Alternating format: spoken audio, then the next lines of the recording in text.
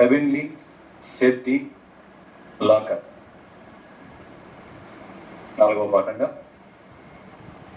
Heavenly safety locker అన్నటువంటి పాఠాన్ని ఈరోజు మనం ఆలోచిస్తాం. దేవుని పిల్లలారా, మనం ఈ భూమి మీదనే ఉండి పరలోకములో ధనాన్ని కూర్చుకొని ఒక అద్భుతమైన విషయాన్ని క్రీస్తు చెప్పారు. మనం ఈ భూమి మీదనే ఉండి భూమి మీద ఉంటూ పరలోకములో ధనాన్ని కూర్చుకొని ఒక అద్భుతమైన విషయం క్రీస్తు చెప్పారు. ఈరోజు ఇంటర్నెట్ వచ్చిన తర్వాత ఈ ప్రపంచమే కుగ్రామంగా మారిపోయింది. ఎక్కడి నుంచి ఎక్కడికైనా ఎవరితోనైనా క్షణాలలో మాట్లాడుకునే, అది కూడా వీడియో కాల్స్లో కూడా మాట్లాడుకుని ఒక అద్భుతమైన అవకాశం ఈ తరంలో ఉన్న మనకి ఇవ్వబడింది. దేవుని పిల్లలారా, ఈ ఇంటర్నెట్ వచ్చిన తర్వాత అది కేవలం ఒకరితో ఒకరు మాట్లాడుకోవడానికి మాత్రమే కాకుండా బ్యాంకింగ్ సేవలను కూడా, బ్యాంకింగ్ రంగంలో కూడా ఆన్లైన్లో ప్రవేశపెట్టబడిన తర్వాత ఎక్కడి నుంచి ఎక్కడికైనా క్షణాలలో డబ్బులు పంపే ఒక మంచి సదుపాయం మనకుంది. అదే ఫాస్ట్గా వెళుతుందనుకుంటే గత కొన్ని నెలలుగా ఇదే ఇంటర్నెట్లో పేటిఎం అని, గూగుల్ పే అని, ఫోన్పే అని, ఇంకా మరికొన్ని ఇలాంటివి కూడా యాప్లను కనుక్కొని డౌన్లోడ్ చేసుకోవడం ద్వారా, యాప్లు కనుగొన్నవారు డౌన్లోడ్ చేసుకుని వాడుకోనండి అని ఒక మంచి సదుపాయాన్ని మనకు కల్పించారు. ఇలా కొట్టి ఇలా నొక్కగానే కనురెప్పపాటులో ఒక ప్రాంతం నుంచి మరో ప్రాంతానికి మన డబ్బులు అనేవి వెళ్ళిపోతాయి. ఆలోచించండి దేవుని పిల్లలారా. అంటే చాలామంది కువైట్లో కానీ, దుబాయ్లో కానీ, అమెరికా, కెనడా, జర్మనీ ఇలాంటి దేశాల్లో కూడా పోషణ కోసం, కుటుంబ పోషణ కోసం ఉద్యోగాలు చేస్తుంటారు. అక్కడ వారు సంపాదించింది సొంత దేశంలో, ఇండియా దేశానికి భార్య బిడ్డలకి, తల్లిదండ్రులకు పంపించుకోవడానికి కూడా ఈ అత్యున్నతమైనటువంటి సదుపాయం మరి మన చేతుల్లోకి, మన ముంగిట్లోకి వచ్చింది. ఎక్కడి నుంచి ఎక్కడికైనా మన ధనాన్ని జమ చేసుకోవచ్చు, పంపించుకోవచ్చు. ఆలోచించండి దేవుని పిల్లలారా. ఏ రాష్ట్రం నుంచి ఏ రాష్ట్రానికైనా, ఏ దేశం నుంచి ఏ దేశానికైనా క్షణాలలో ధనాన్ని పంపించుకునే అత్యాధునికమైనటువంటి సదుపాయం మనకు వచ్చింది దేవుని పిల్లలారా. కానీ ఒక లోకం నుంచి మరో లోకమైన పరలోకంలో మన ధనాన్ని దాచుకొని అవకాశం ఉంది అని యేసు క్రీస్తు వారు ఈ భూమి మీదకి వచ్చిన తర్వాత చెప్పిన ఒక అద్భుతమైన సీక్రెట్ అంటారు, అవకాశం అంటారు, మరి ఏమనుకుంటారు? మట్టి లోకమైన భూమి మీద నుంచి మహాలోకమైన పరలోకములో మన ధనాన్ని దాచుకునే అవకాశం ఉందని యేసుక్రీస్తు ప్రభుల వారే మొట్టమొదటగా ఈ భూమి మీద చెప్పిన వ్యక్తి. మరి ఆయన చెప్పినటువంటి ఆ బంగారు మాటని, బంగారు వాక్యాన్ని బైబిల్లో ఎక్కడ రాయబడింది అని మనం చూడగలిగితే, మట్టిలోకం నుంచి మహాలోకంలో కూడా ధనము కూర్చుకోవచ్చు లేదా ధనాన్ని పంపించవచ్చు అనేటువంటి ఒక అద్భుతమైన అవకాశం. ఎందుకంటే భూమి మీద నుంచి భూమి మీదకి ఏ దేశంలో ఉన్న ఆన్లైన్లో ద్వారా కానీ, గూగుల్ పే ద్వారా కానీ, ఫోన్పే ద్వారా కానీ, మరొక విధంగా కానీ ధనాన్ని పంపించుకోవచ్చు. అది భూమి మీద మాత్రమే పనిచేస్తుంది. చంద్రమండలం మీదకి మొబైల్ ఫోన్ తీసుకుని వెళ్తే ఇక్కడి నుంచి ధనం పంపించమంటే పంపించలేరు. అంగారక గ్రహం మీదకి వెళ్ళి ధనం పంపించమంటే పంపించలేరు. ఎందుకంటే నెట్వర్క్ ఉండదు. కొంతవరకే మొబైల్లో భూమి ఆకర్షణ ఉన్నంత ఆ దరిదాపుల్లోనే పనిచేస్తుంది. గ్రహాన్ని విడిచిపెట్టి గ్రహం మీదకి వెళ్ళగానే ఒక మనిషి మరో మనిషికి డబ్బులు పంపించే అవకాశం పొరపాటును కూడా లేదు. ఇది ఇలా ఉంటున్నప్పుడు గ్రహం మీద నుంచి గ్రహానికి కాదు, అంతరిక్షంలోంచి అంతరిక్షంలోకి కాదు, మధ్యలోకం నుంచి మహాలోకానికి డబ్బులు పంపించుకొని దాచుకొని ఒక అత్యద్భుతమైనటువంటి అవకాశం ఉంది అని క్రీస్తు ప్రభువు వారు మత్తయి సువార్త 6వ అధ్యాయం 19-20 వచనాలు చూడండి. మత్తయి సువార్త 6వ అధ్యాయం మత్తయి సువార్త 6వ అధ్యాయం 19-20 వచనాలని దయచేసి చూడండి, రాసుకోండి. మత్తయి సువార్త 6వ అధ్యాయం 19వ వచనం. దేవుని పిల్లలారా, భూమి మీద మీ కొరకు ధనమును కూర్చుకొనవద్దు. ఇక్కడ చిమ్మెటయు తుప్పును తినివేయును, దొంగలు కన్నం వేసి దొంగిలెదరు. పరలోకమందు మీ కొరకు ధనమును కూర్చుకొండి. అచ్చట చిమ్మెటైనను తుప్పైనను దాని తినివేయదు, దొంగలు కన్నము వేసి దొంగిలరు అన్నాడు. చూడండి, ఆలోచించండి దేవుని పిల్లలు.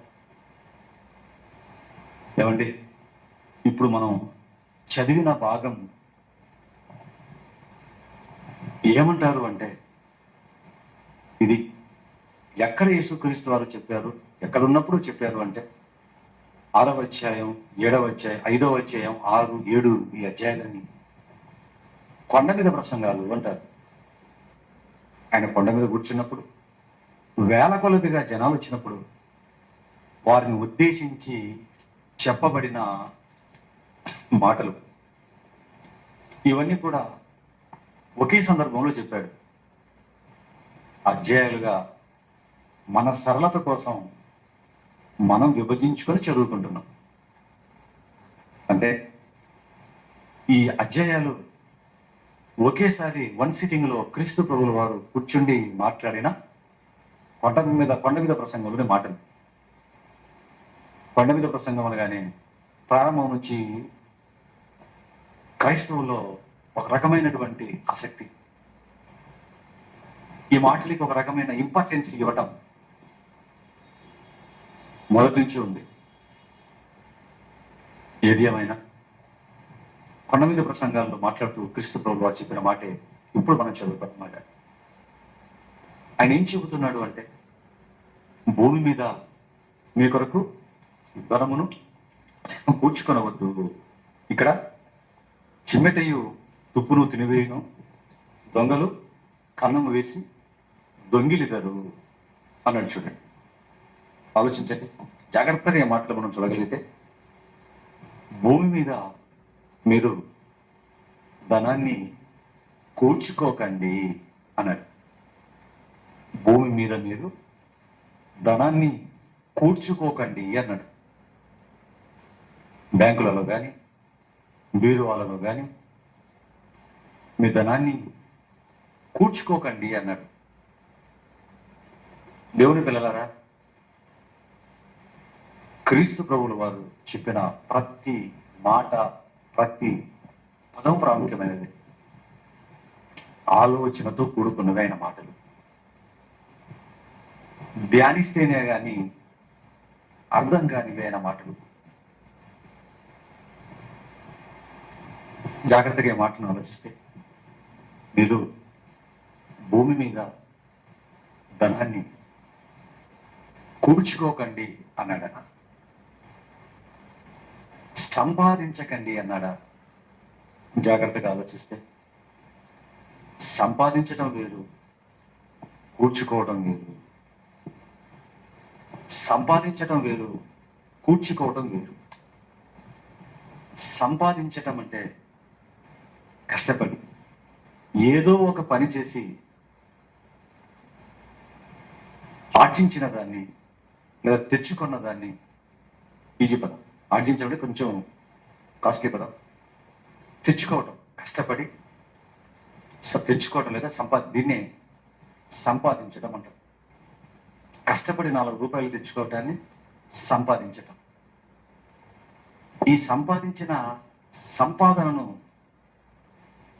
ఒక చోట ఉంచటం లేదా దాయటాన్ని కూర్చుకోవటం అంటారు. ఆలోచించండి పిల్లలు, అవునో కాదు.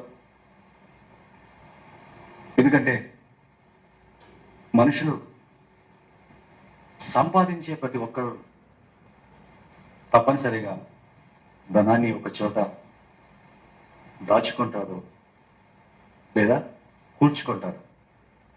రూపాయి ఎత్తిపెట్టుకుంటారు, దాచుకుంటారు అంటారే, అదే కూర్చుకోవటం. ఫిక్స్డ్ డిపాజిట్లో కానివ్వండి, ఆ కూర్చుకున్న ధనాన్ని, సంపాదించిన ధనాన్ని ఫిక్స్డ్ డిపాజిట్లలో కానివ్వండి, షేర్ మార్కెట్లలో కానివ్వండి డబ్బులు పెడుతుంటారు. ఏమండి, ఇలా పెట్టుబడులు పెట్టేవారు ఉన్నారు. దేవుని పిల్లారా, అంటే ఆ డబ్బుతో మరికొంత సంపాదించాలి అన్నటువంటి ఒక చిన్ని ఆశ మనిషికి ఉంటుంది.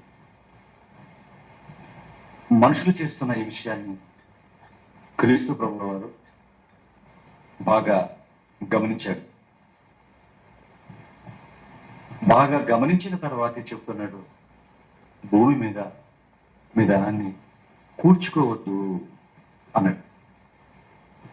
అంటే ధనం విషయంలో భూమి మీద మనుషులు ఎలా ప్రవర్తిస్తున్నారో ఆయన బాగా చూశాడండి, బాగా చూశాడు. అందుకే ఈ మాట చెప్పాడు. ఇక ఎందుకు చెబుతున్నాడో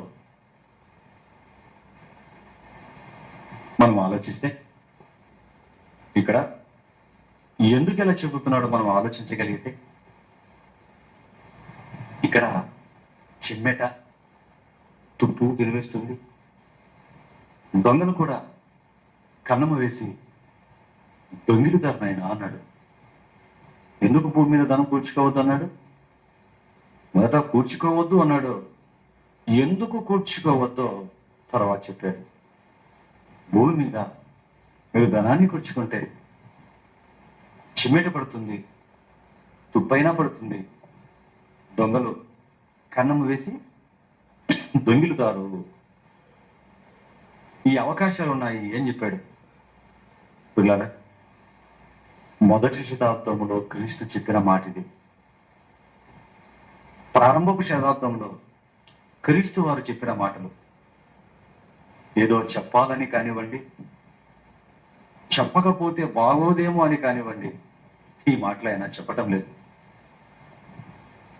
ఏదో చెప్పాలని కానీ, చెప్పకపోతే ఏం అనుకుంటారో అని కానీ,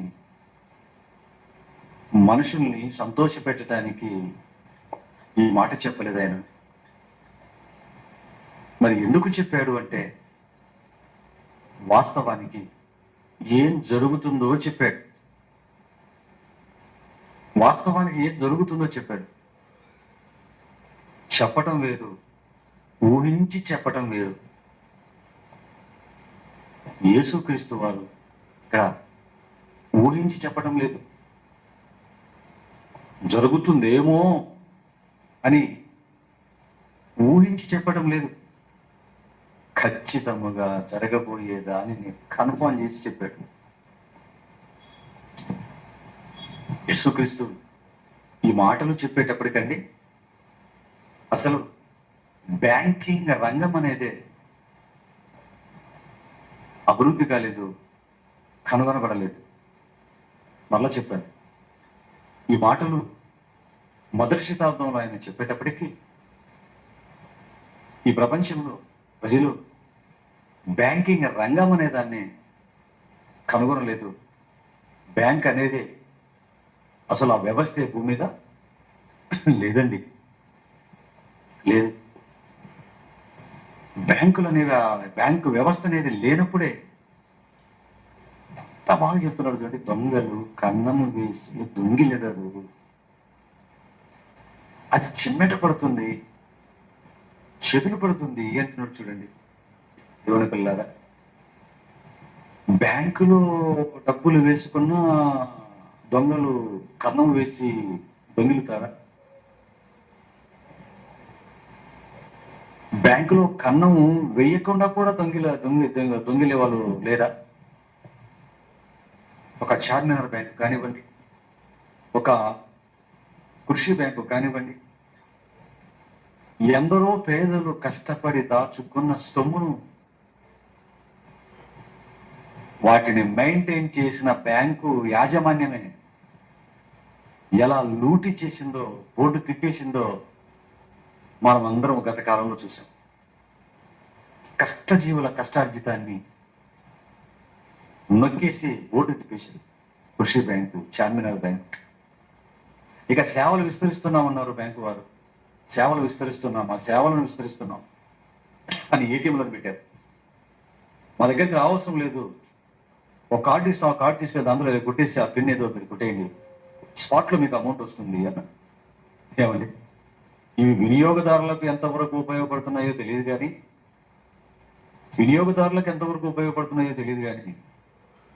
ఏటీఎంలు వచ్చిన తర్వాత దొంగలకు పని తగ్గిందండి. ఏటీఎంలు పెట్టిన తర్వాత దొంగలకు పని తగ్గింది. నిజంగా చూసుకుంటే అంత మునుపు దొంగతనాల డబ్బులు కావాలంటే వారు చాలా ప్లాన్ వేసి డబ్బున్న ఇళ్లను చూసి పహారా కాసి ఆ తర్వాత కొట్టేవారు. ఆ ఇంట్లో పడ్డ అందులో డబ్బులు దొరుకుతాయో లేదా గ్యారెంటీ లేదు. క్యాష్ ఉంటే దొరుకుతుంది, లేకపోతే అంతే సంగతులు. బంగారు క్యాష్ లేకుంటే వాడికి అంతే కాలి చేతులు తెలియపోవాల్సిన వస్తువులు ఏవో తీసుకొని. ఆ భయాలు ఇప్పుడు అవసరం లేదు దొంగలకి. ఇల్లు తిరగాల్సిన అవసరం, రెక్కీలు నిర్వహించాల్సినటువంటి అవసరం లేదని డైరెక్ట్ ఏటీఎంఏ కళ్ళ ఎదురుగానే అద్దాల్లో కనబడుతుంటుంది. అది నైట్ లైటింగ్లలో, పగలైతే అద్దాల్లో కనబడుతుంటుంది. అది అంతేనండి, కొట్టడమే ఏటీఎంలను సేవలు విస్తరించిన తర్వాత ఎన్ని ఏటీఎంలు, ఎన్ని లక్షల రూపాయలు. కొన్ని నెలల కిందట తిరుపతిలో ఎంఆర్పల్లి బ్రాంచ్లో ఎస్బీఐ ఏటీఎం 22 లక్షలు పట్ట పగలు కొట్టారు 1 గంటకి. షటర్ వేశారు. ఏమో అనుకున్నారు, లోపల క్యాష్ పెడుతున్నారేమో అనుకున్నారు. జాగ్రత్తగా పని ముగించుకొని షటర్ ఓపెన్ చేసి ఆ కారులో బయట నిలబెట్టిన కారులో డబ్బులు వేసుకొని వెళ్ళిపోవటం. 22 లక్షలండి. దేవుని పిల్లలారా, మీరు ఆలోచించండి. బ్యాంకులో దాచుకుంటే బ్యాంకు కూడా బోర్డులు నిలిపిస్తున్నారు. గవర్నమెంట్ బ్యాంకు లాంటి బ్యాంకుల్లో దాచుకొని ఏటీఎంలు పెడితే ఏటీఎంలు వాడే తీస్తున్నాడు. ఈ మధ్య బీజేపీ ప్రభుత్వం వచ్చిన తర్వాత రీసెంట్ కుంభకోణాలు, లూటీలు మనకు తెలియని కాదు. వాడు నీరవ్ మోడీ అని, విజయ్ మాల్యా అని 9,000 కోట్లు ప్రజాధనం. అది వాడు కన్నం వేసి దొంగిలి లేదు, రాజమార్గంలో దొంగిలించి వెళ్ళిపోయాడు వాడు. ప్రభుత్వ పెద్దలే పూలలో పెట్టి వాని ఒడిలో పోశారు 1000 కోట్లు. ఆలోచించండి దేవుని పిల్లలారా. ఏమండి, ఇవన్నీ మన కళ్ళ ముందు జరిగినవి, ప్రస్తుతం మనం ఉంటున్న కాలంలో జరుగుతూ ఉన్నవి. ఇలాంటివి జరిగినప్పుడు మనుషులు వాళ్ళకి అలా జరిగింది, నాకేమన్నా అలా జరుగుతుందేమో అనుకుంటాడంటే అనుకోడండి. పక్కనోడు మోసపోతే నేను కూడా మోసపోతానేమో అనుకోడు, యథేచ్ఛగా ముందుకెళ్ళిపోతాడు. వెళ్ళిపోయిన డబ్బులు వారికి తిరిగి వస్తాయంటారా? అప్పుడప్పుడు రిజర్వ్ బ్యాంక్ వాళ్ళు ఒక ప్రకటన చేస్తుంటారండి. వాళ్ళు చేసినటువంటి ఆ ప్రకటనలు వింటే హార్ట్ అటాక్ ఉన్నాడు ముందే పోతాడు. అలా జరిగింది, ఇలా జరిగిందని చెప్తుంటాడు. ఆలోచించిన దేవుని పిల్ల, మరి ఇవన్నీ ఆలోచిస్తున్నప్పుడు అండి, ఈ భూమి మీద డబ్బులు దాచుకునే సేఫ్టీ ప్లేస్ ఏది లేదా?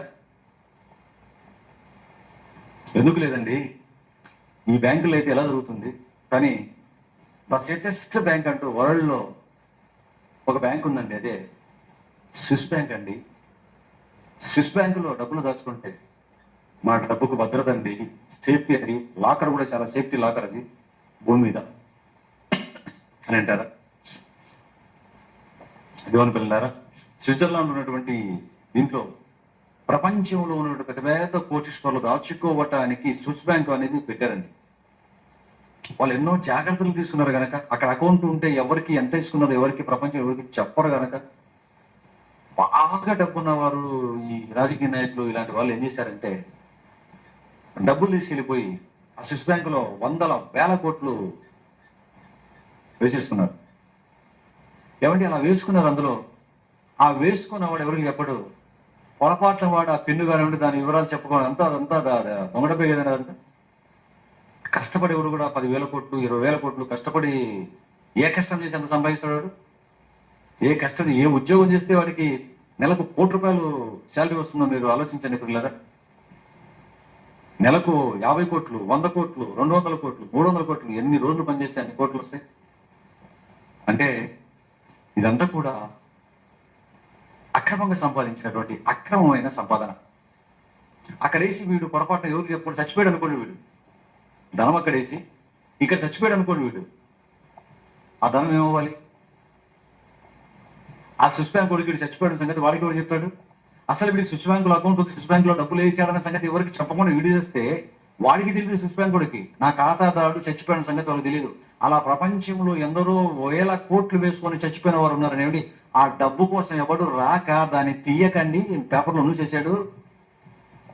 ఆ కట్టల డబ్బు, ఆ కరెన్సీ నోట్లు ఒక రంగు వెలిసిపోయి చెదలు పట్టిపోయిందటండి. చిమ్మెట అంటారు దాన్ని, తుప్పు అంటాడు. ఆ తుప్పు పట్టిపోయి, చిమ్మెట పట్టిపోయి, కలర్ అంతా వెలిసిపోయి, నెంబర్లు కూడా కనపడకుండా పోతున్నట్టు కొన్ని నోట్ల మీద. సంవత్సరాలు, దశాబ్దాలు వేస్తాడు, తీయడు వీడు. అందరూ దాచుకుంటాడే తప్ప తీయడు కదా. ఎంజీఆర్ అని ఒక ఆయన ఉండేవారండి, తమిళనాడు గౌరవ మాజీ ముఖ్యమంత్రి వారి. ఒక టోపీ పెట్టుకునేవాడండి, చెబితే విన్నాం. ఆ టోపీలో 3,000 కోట్ల రూపాయల పిన్ కోడ్ అదేదో ఆ బ్యాంకుకి సంబంధించిన టోపీలు పెట్టుకుని ఉండేవాడట. అది బతుకుండగానే తెలిసిందండి చాలా మందికి. చచ్చిపోయే ముందు ఎవరికి ఇవ్వలేదైనా, హఠాత్తుగా ప్రాణం పోయి ఆ చచ్చిపోయినప్పుడు శవాన్ని కూడా అదే టోపీ ఉన్నిందండి. మరి దొరికి తీసుకున్నారో లేదో మరి. అది తీసుకోలేదు అనుకోండి, ఎవరికి ఒకవేళ మర్చిపోయారు అనుకోండి పొరపాటు, లేకపోతే తెలియకుండా మన టోపీ అయినా ఏదో గుడ్డిద్దాం అందరూ తెలిసిపోయింది కాబట్టి ఒక టోపీ పలానా ప్లేస్ ఒకటి కూడా తల మీద పెట్టుకున్నాడు అనుకోండి. ఆ డబ్బులు 3,000 కోట్లు ఏమైపోతాయి? అంతే. అదే చెప్తున్నాడు, తుప్పు పట్టిపోతున్నాయండి. ఇక మన బ్యాంకులు లాకర్ల గురించి మీకు అందరూ తెలుసు. అంటే స్విస్ బ్యాంకులో ఉండే డబ్బులు ఏమో అలాగే అయిపోతున్నాయి. ఇక మన బ్యాంకులలో ఉన్నటువంటి లాకర్స్ ఉన్నాయి, సేఫ్టీ లాకర్స్ అంటారు. మన లాకర్స్ గురించి ఇంకా మనకు చెప్పవలసిన అవసరం లేదు. మన బ్యాంకులలో ఉండే లాకర్లని బ్యాంకు వాళ్ళకంటే దొంగలే చాలా ఈజీగా క్లోజ్ చేసేస్తారండి, ఓపెన్ చేసేస్తారండి. మన లాకర్ తాళాలు పోతే ఆ తాళాలు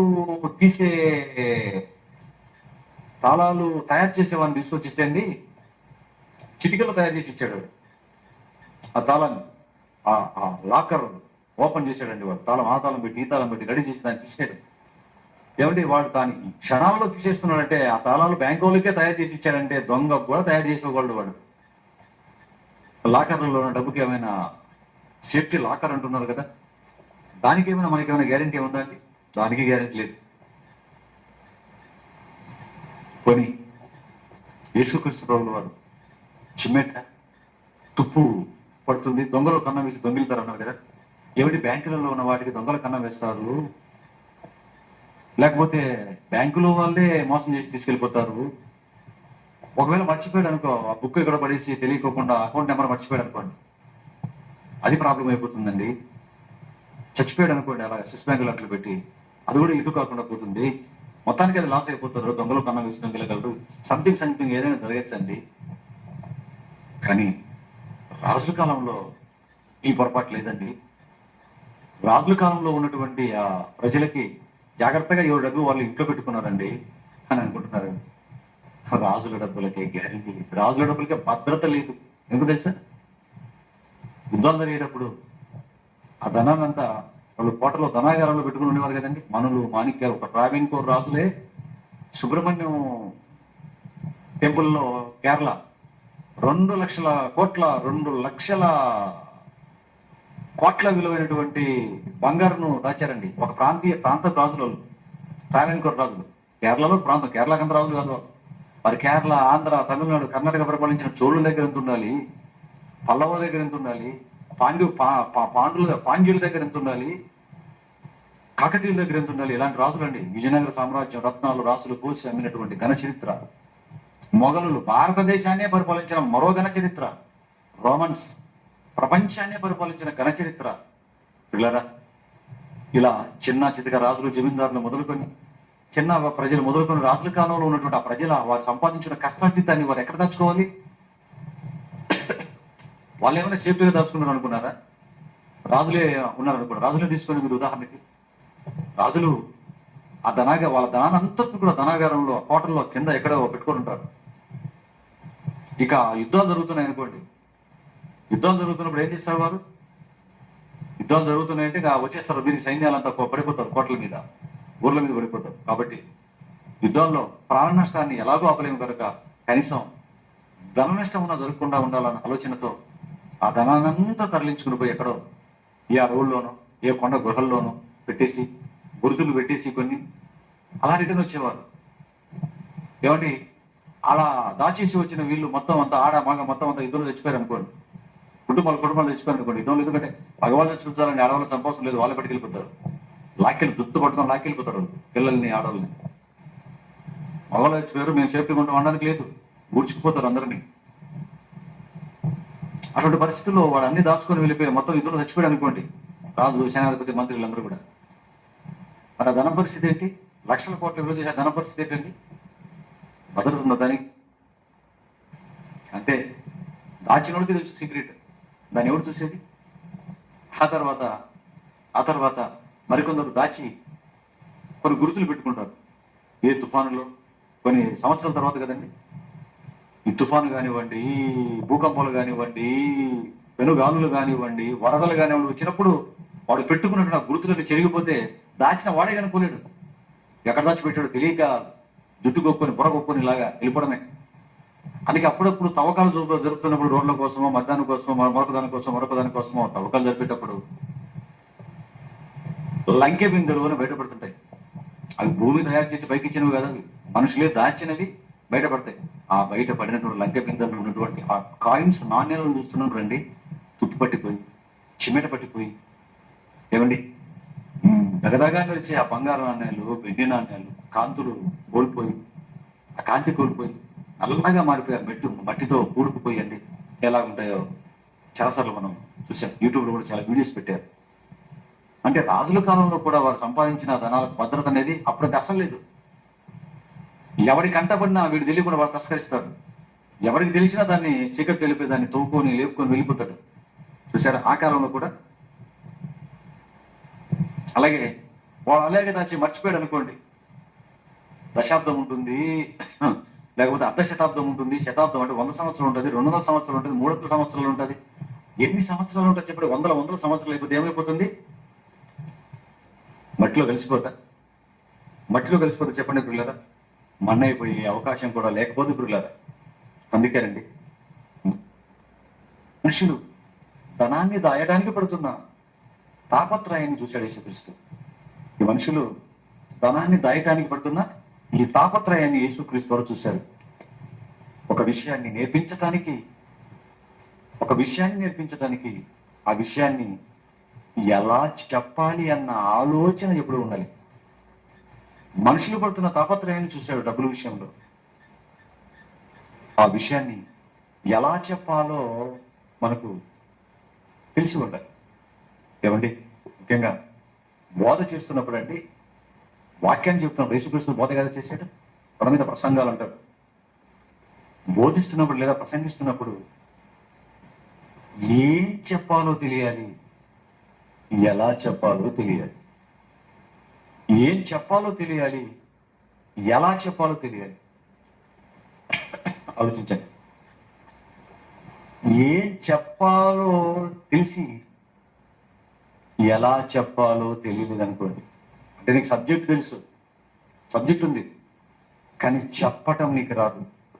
ఎలా చెప్పాలో తెలియలేదు అనుకోండి, ఏమండి, విషయాన్ని అర్థం చేయించడం చాలా కష్టం. కానీ యేసుక్రీస్తుకు ఏం చెప్పాలో తెలుసు, ఎలా చెప్పాలో కూడా బాగా తెలుసు. ఎలా చెబితే మనం వింటామో కూడా ఆయనకు బాగా తెలుసు. అందుకే అసలు విషయం చెప్పకుండా ముందస్తుగా వారు పడుతున్న కష్టాన్ని వాళ్ళ కళ్ళ ముందుకు తీసుకొని వచ్చాడు. అప్పటికి రాజుల కాలం కదా క్రీస్తు వారు చెప్పేటప్పటికి. ధనాన్ని దాచుకోవడంలో వారు పడుతున్న కష్టాన్ని మొదట వాళ్ళ కళ్ళ ముందు తీసుకొని వచ్చాడు. అందుకే 19వ వచనంలో ఏమంటున్నాడు? భూమి మీద మీ కొరకు ధనమును కూర్చుకొనవద్దు, ఇక్కడ చిమ్మెటయు తుప్పును తిరివేయును దొంగలు కన్నం వేసి దొంగిలెదరు అన్నట్టు. చూడండి 19వ వచనంలో, దొంగలు కన్నం వేసి దొంగిలెదరు అంటున్నాడు. మరి దొంగలు కన్నం వేసి దొంగిలిదారా? హైదరాబాద్లో నండి, ఫారెన్ నుంచి ఫ్లైట్లో ఇక్కడ ఉన్న జ్యువెలరీ, పెద్ద జ్యువెలరీ షాప్కి డైమండ్స్, బంగారు, రకరకాలైనటువంటి ఆభరణాలు, డైమండ్స్, రత్నాలు, ఇవన్నీ కూడా ఆ జ్యువెలరీ షాప్ వాడికి పెద్ద బాక్స్లో విమానంలో వచ్చాయండి హైదరాబాద్. ఏమండి, అలా దించారని తినండి విమానంలోంచి. ఎలా తెలిసిందండి దొంగలకి. అలా దిగగానే తుపాకులు చూపించి కార్లో పెట్టుకోండి. అది ఏదలకం ఎంతవరకు దొరకలేదండి. కొన్ని వందల కోట్ల రూపాయల డైమండ్స్, గోల్డ్ నగలు ఎంతవరకు దొరకలేదు. దొంగలు కన్నం వేసి ఇలా దొంగిలొచ్చు. అలాగే తమిళనాడులో బ్యాంక్ కరెన్సీ, బ్యాంక్ వస్తుంది 500 కోట్లు ఒక ట్రక్కులో, ఒక కంటైనర్లో వస్తుందండి. కంటైనర్లో మధ్యలో ఆపేశారండి. మరి ఎంతమందికి మీకు ఈ న్యూస్ గుర్తుందో తెలియదు, కానీ టీవీలో చూపించారు. న్యూస్ పేపర్ కంతా మారు మోగిపోయింది వార్త ఆ రోజుల్లో. కొన్ని నెలల కిందట 500 కోట్లు కంటైనర్లు వెళ్తుంది డబ్బు, కొత్త కరెన్సీ. అంతేనండి, మధ్యలో ఆపేసి అలా తీసుకెళ్ళిపోయారు 500 కోట్ల రూపాయలు. వారు ఇప్పటికీ దొరకలేదు. ఇక షేర్ మార్కెట్ అందరికీ తెలుసు. గుండెపోటు ఉందో లేదో చెక్ చేసుకోవడానికి హాస్పిటల్కి వెళ్ళాల్సిన అవసరం లేదు, కానీ షేర్ మార్కెట్లో పెట్టుబడులు పెంచగలరు, ఈజీగా తెలుసుకుంటున్నాను. ఎవరికి వెళ్ళారు ఇక్కడ మీరు అందుకని చూపిస్తామని మీరు అందుకే ఇక్కడ దాచుకోకండి. ఇక్కడ దాచుకున్న మీకు మిగిలేది సున్నా. ఇక్కడ మీరు దాచుకున్న మీకు మిగిలేది సున్నా. ఇక్కడ దాచుకుంటే మీకు నష్టాలు వస్తాయి అని చెప్తుంది. అలా నష్టపోయారనుకోండి, మీరు మరలా ఎదగటం చాలా కష్టం. దాచుకున్న కూర్చుకున్న డబ్బంతా మీరు మోసపోయి దొంగల పాలు, తుప్పు పాలు చేసుకున్నారనుకోండి, మరలా మీరు ఎదగటం కష్టం. మెంటల్ నేర్పి షుగర్లు, బీపీలోకి వచ్చేస్తాయి మీకు డబ్బులు పోగొట్టుకున్నారంటే. ఎందుకంటే ప్రపంచంలోనే నెంబర్ 1 ఆర్థిక వ్యవస్థ అయిన అమెరికా ఆర్థిక వ్యవస్థ కుప్పకూలిపోయిన సందర్భాలు ఈ కాలం. రెంట్ హౌస్లు ఏదో పెద్ద న్యూస్ వచ్చినప్పట్లో అమెరికా ఆర్థిక వ్యవస్థ కుప్పకూలింది. ప్రపంచాన్ని పరిపాలించిన లండన్ అయితే మరి ఆ యూకే, యునైటెడ్ కింగ్డమ్, ఇంగ్లాండ్ కుదేలైపోయి దిక్కు తెలియని పరిస్థితుల్లో నెలల టైంలోనే 2 ప్రధానమంత్రులను మార్చితే 3వ వాడుగా ఇప్పుడు మన ఇండియా అతను అక్కడ ఏలుతున్నాడు. సునక్ అని మన ఇండియా అతను వెళ్తున్నాడు. ప్రపంచాన్ని పరిపాలించినటువంటి సూర్యుడు అస్తమించని బ్రిటిష్ సామ్రాజ్యంగా పేరు పొందిన ఇంగ్లాండ్ సామ్రాజ్యమే, ఆ ఇంగ్లాండ్ దేశమే ఆర్థిక వ్యవస్థ అతలాకుతలం కుప్పకూలిపోయింది పిల్లలు. మీరు ఆలోచించండి, దేశాలే కుప్పగూలుతుంటే మన పరిస్థితి అంటే మీరు ఆలోచించండి. ఇక చిన్న చిన్న గ్రామాలలో కూడా వడ్డీ వ్యాపారాలు చేసే వడ్డీ వ్యాపారస్తులు ఉంటారు. చిన్న చిన్న డబ్బులు మొత్తాలు 10,000 20,000 చేశారు. ఏమండి, అప్పులు ఇస్తారు వడ్డీ వ్యాపారస్తులు. తీసుకునే ముందు అప్పు తీసుకున్నవాడు అప్పు ఇచ్చేవాడు చుట్టూ తిరుగుతాడు. తీసుకున్న తర్వాత ఇచ్చేవాడు వాడి చుట్టూ తిరగాలి. వాడు అలాగని ఇస్తారా? రేపు రాపో, టైం లేదు, బిజీగా ఉన్నాను, ఎల్లుండి రాపో, నెక్స్ట్ వీక్ రాపో అంటుంటాడు వాడు. వీడు అలా తిరగడం. ఈ లోపు కొంచెం పెద్ద మొత్తంలో అప్పిస్తే అది తీసుకుని తెచ్చాడు అనుకోండి, అంతే సంగతులు. వాడు చేస్తే ఈయన ఒకటాకు వస్తుంది. ఆలోచించండి పిల్లలారా. ఇలా ఒకటే రెండు ఎక్కడ మనకు గ్యారెంటీ ఉంది చెప్పండి పిల్లలారా? ఈ లోకంలో మన కష్టార్జితాలు దాచుకోవడానికి చీట్లు వేస్తున్నారు. చీటీలు అంటారు. చీట్ అంటుంటారు. ఆ చీటీలు వేసే వాళ్ళు కూడా అండి పాపం వీళ్ళంతా కష్టపడి చీట్లు కడుతుంటారు. అలా చీటీలు వేసిన వాడు ఒక్కసారిగా కనిపించకుండా పోతారండి. కొన్ని కోట్ల రూపాయల చేతికి అనగానే అడ్రస్ లేకుండా ఎంతమంది చీటీ వ్యాపారస్తులు మోసం చేసి వెళ్ళిపోయారు. మనైతే ఒక పూజారి వెళ్ళిపోయాడు తిరుపతిలో తిరుచానూరులో సుమారు 6-7 కోట్ల రూపాయల డబ్బు తీసుకెళ్ళిపోయాడు.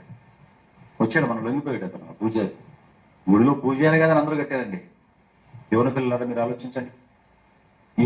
ఇవన్నీ కలంలో తీసుకుని వచ్చాడు. భవిష్యత్తులో జరగబోయే వాటి గురించి మాట్లాడుతున్నాడండి పిల్లలు.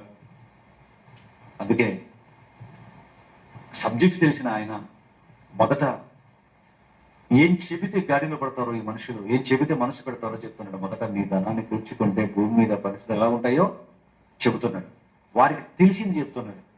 మనకు తెలిసింది చెప్పాడు ఆయన. మనకు తెలిసింది భూమి మీద డబ్బులు దాచుకుంటే ఏమవుతారో ఇప్పుడు నేను చెప్పినవన్నీ కూడా మీరు ఆలోచించండి. మనకు తెలిసినవి ఏం జరుగుతున్నాయో కళ్ళ ముందు తీసుకొని వచ్చాడు. తెలిసింది చెప్పాడు. తెలిసింది చెప్పి తెలియని దానిని అర్థం చేయిస్తున్నాడు. ఆలోచించండి.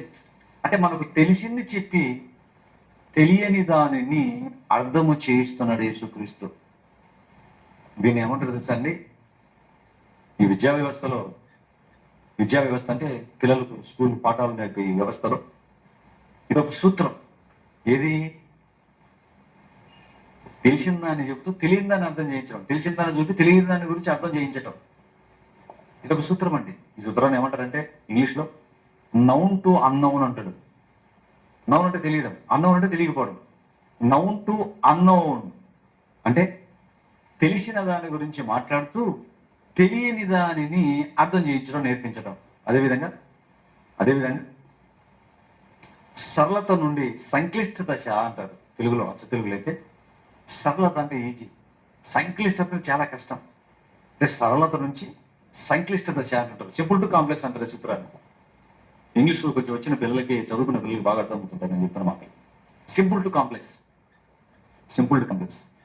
ఈజీగా ఉన్న దానిని మాట్లాడుతూ కష్టమైన దాన్ని అర్థం చేయించడం. పిల్లలకి అలాగే చెప్తుంటాం మనం. ఆ అని చెప్తాడు. ఆ అంటే ఎవరికి గుర్తున్నదని పక్కన అమ్మమ్మ వేస్తాడు. ఆ అంటే ఎవరు? అమ్మ. వాడు బాగా తెలిసింది ఎవరు? పుట్టిన తర్వాత అమ్మ బాగా తెలుస్తాడు. అందుకే ఆ అమ్మ.